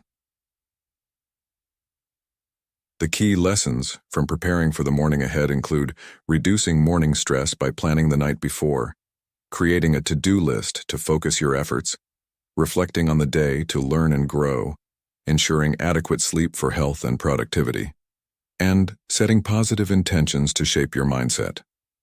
By integrating these steps into your evening routine, you cultivate a sense of control, preparedness, and peace, ultimately enhancing your ability to navigate the complexities of modern life with the timeless wisdom of Stoicism.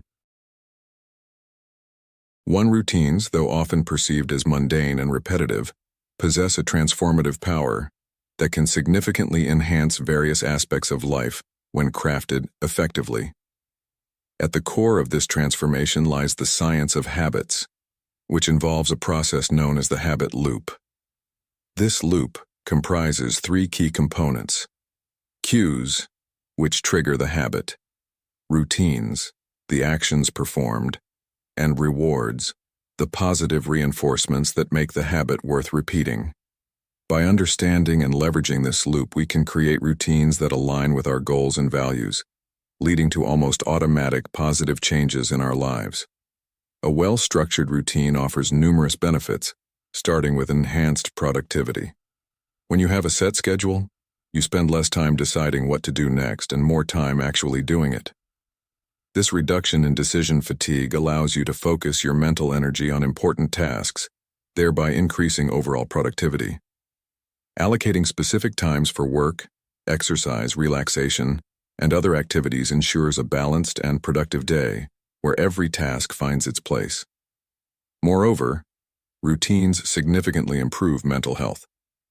They provide a sense of stability and predictability, which can be incredibly comforting in a chaotic world. Knowing what to expect each day reduces anxiety and stress, acting as a mental anchor.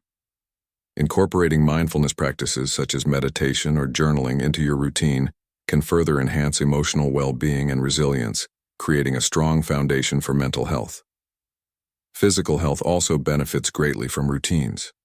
Regular exercise, healthy meals, and adequate sleep become easier to maintain when they are part of a structured schedule.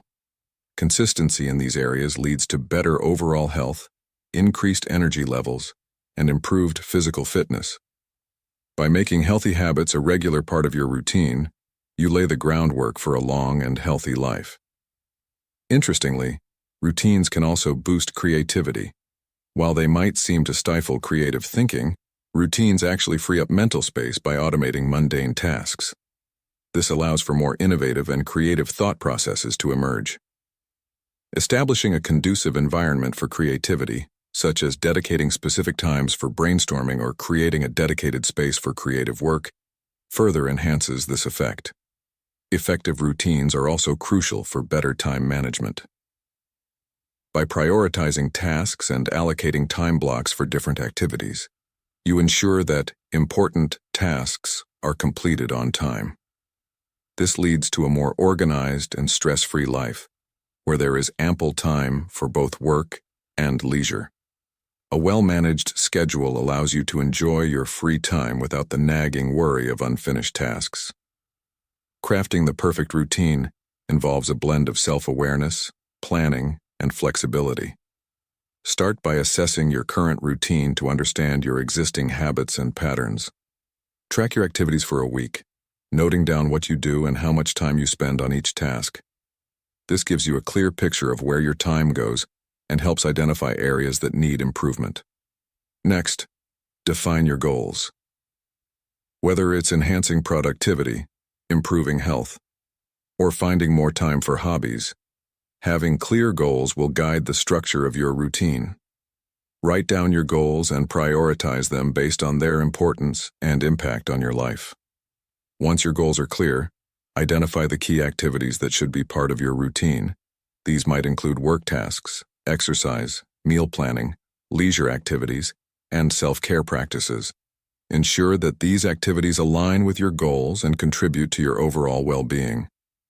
Allocate specific time blocks for each key activity, considering your natural energy levels throughout the day. Schedule demanding tasks during peak productivity hours, and be realistic about the time needed for each activity. Leaving some buffer time to accommodate unexpected events is also essential for a balanced routine. Implementing your routine requires starting small.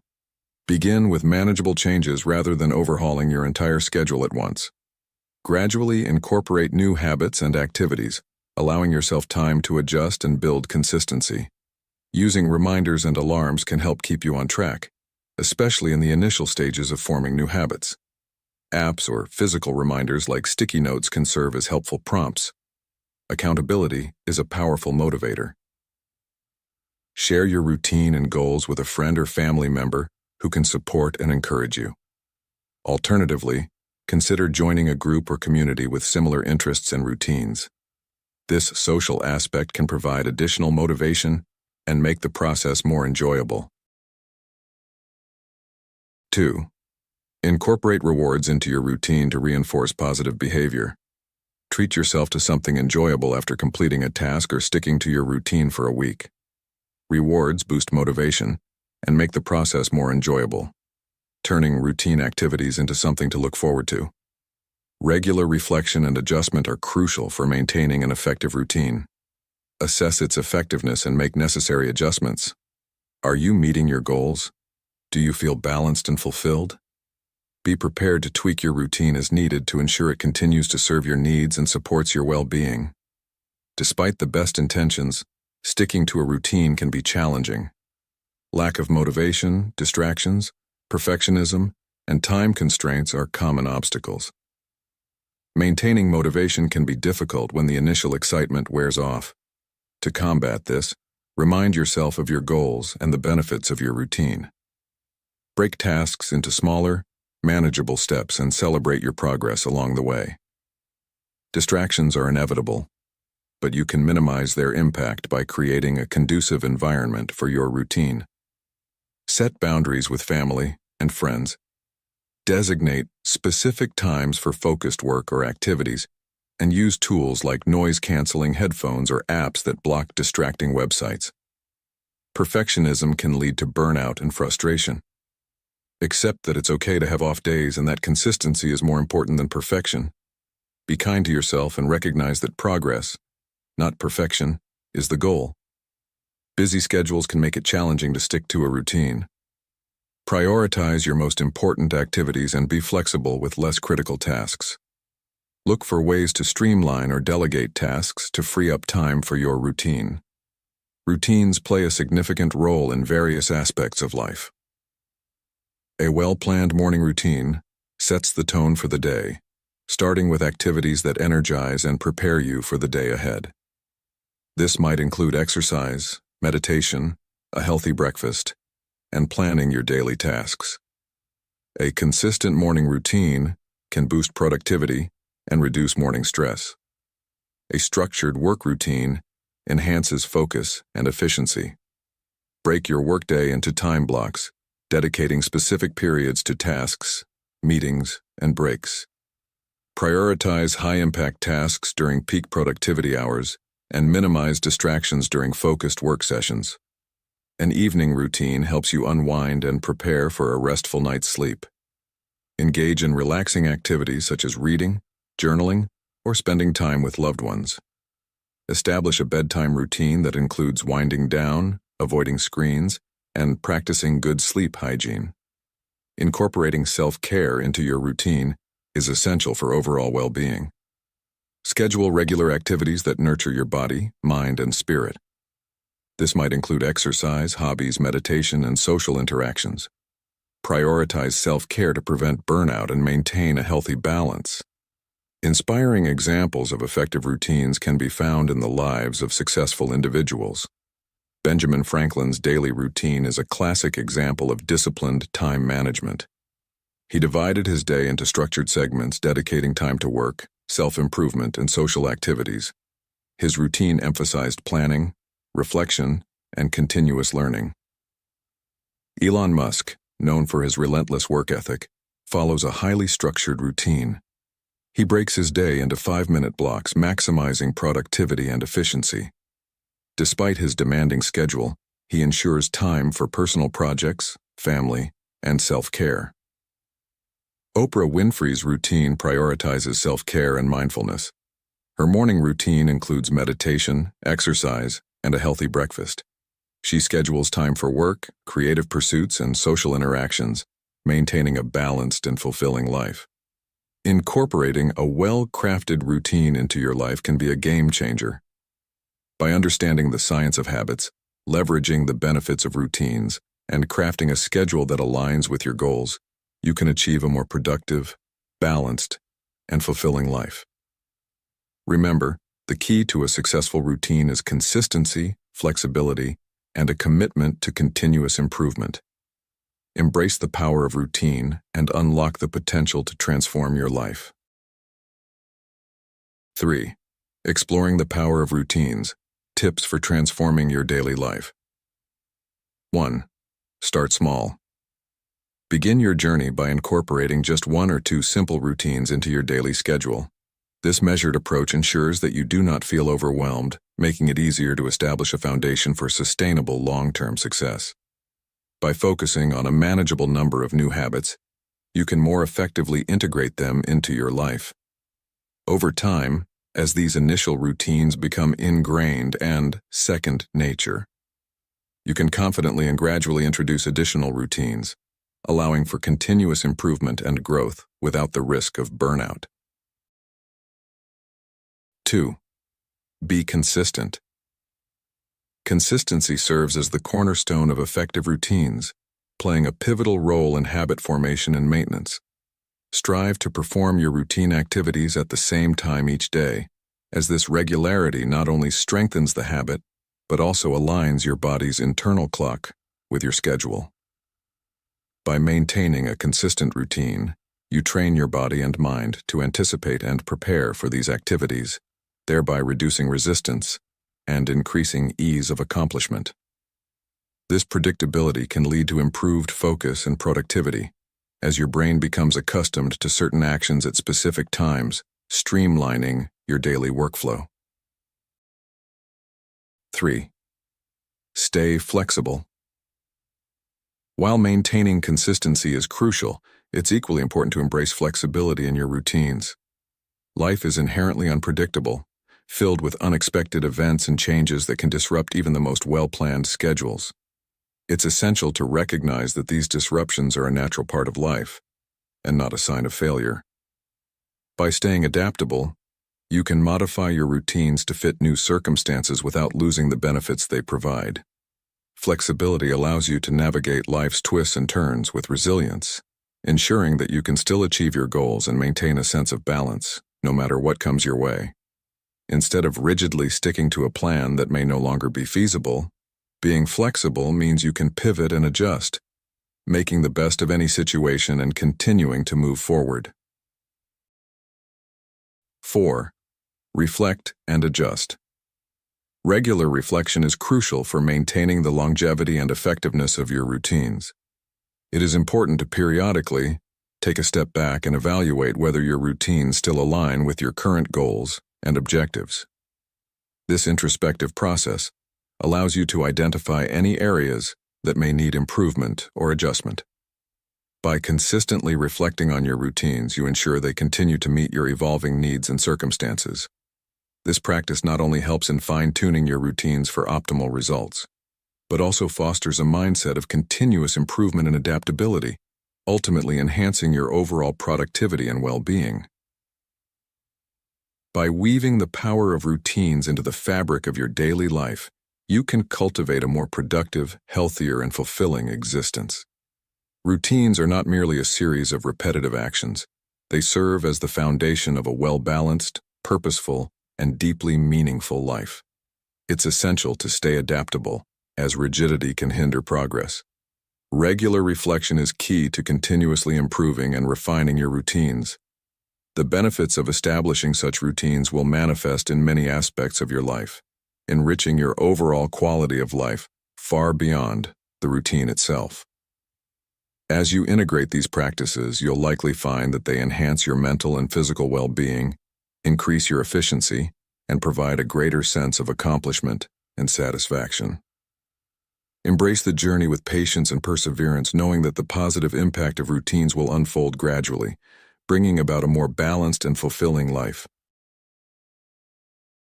As Marcus Aurelius once said, "The happiness of your life depends upon the quality of your thoughts." By embracing these Stoic practices in your evening routine, you're setting the foundation for a more peaceful, purposeful, and fulfilling life.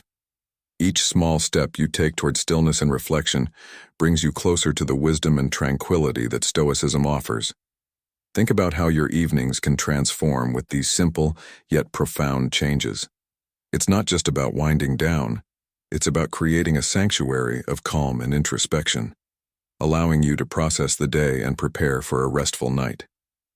This practice not only enriches your evenings, but also enhances your overall well-being and mental clarity.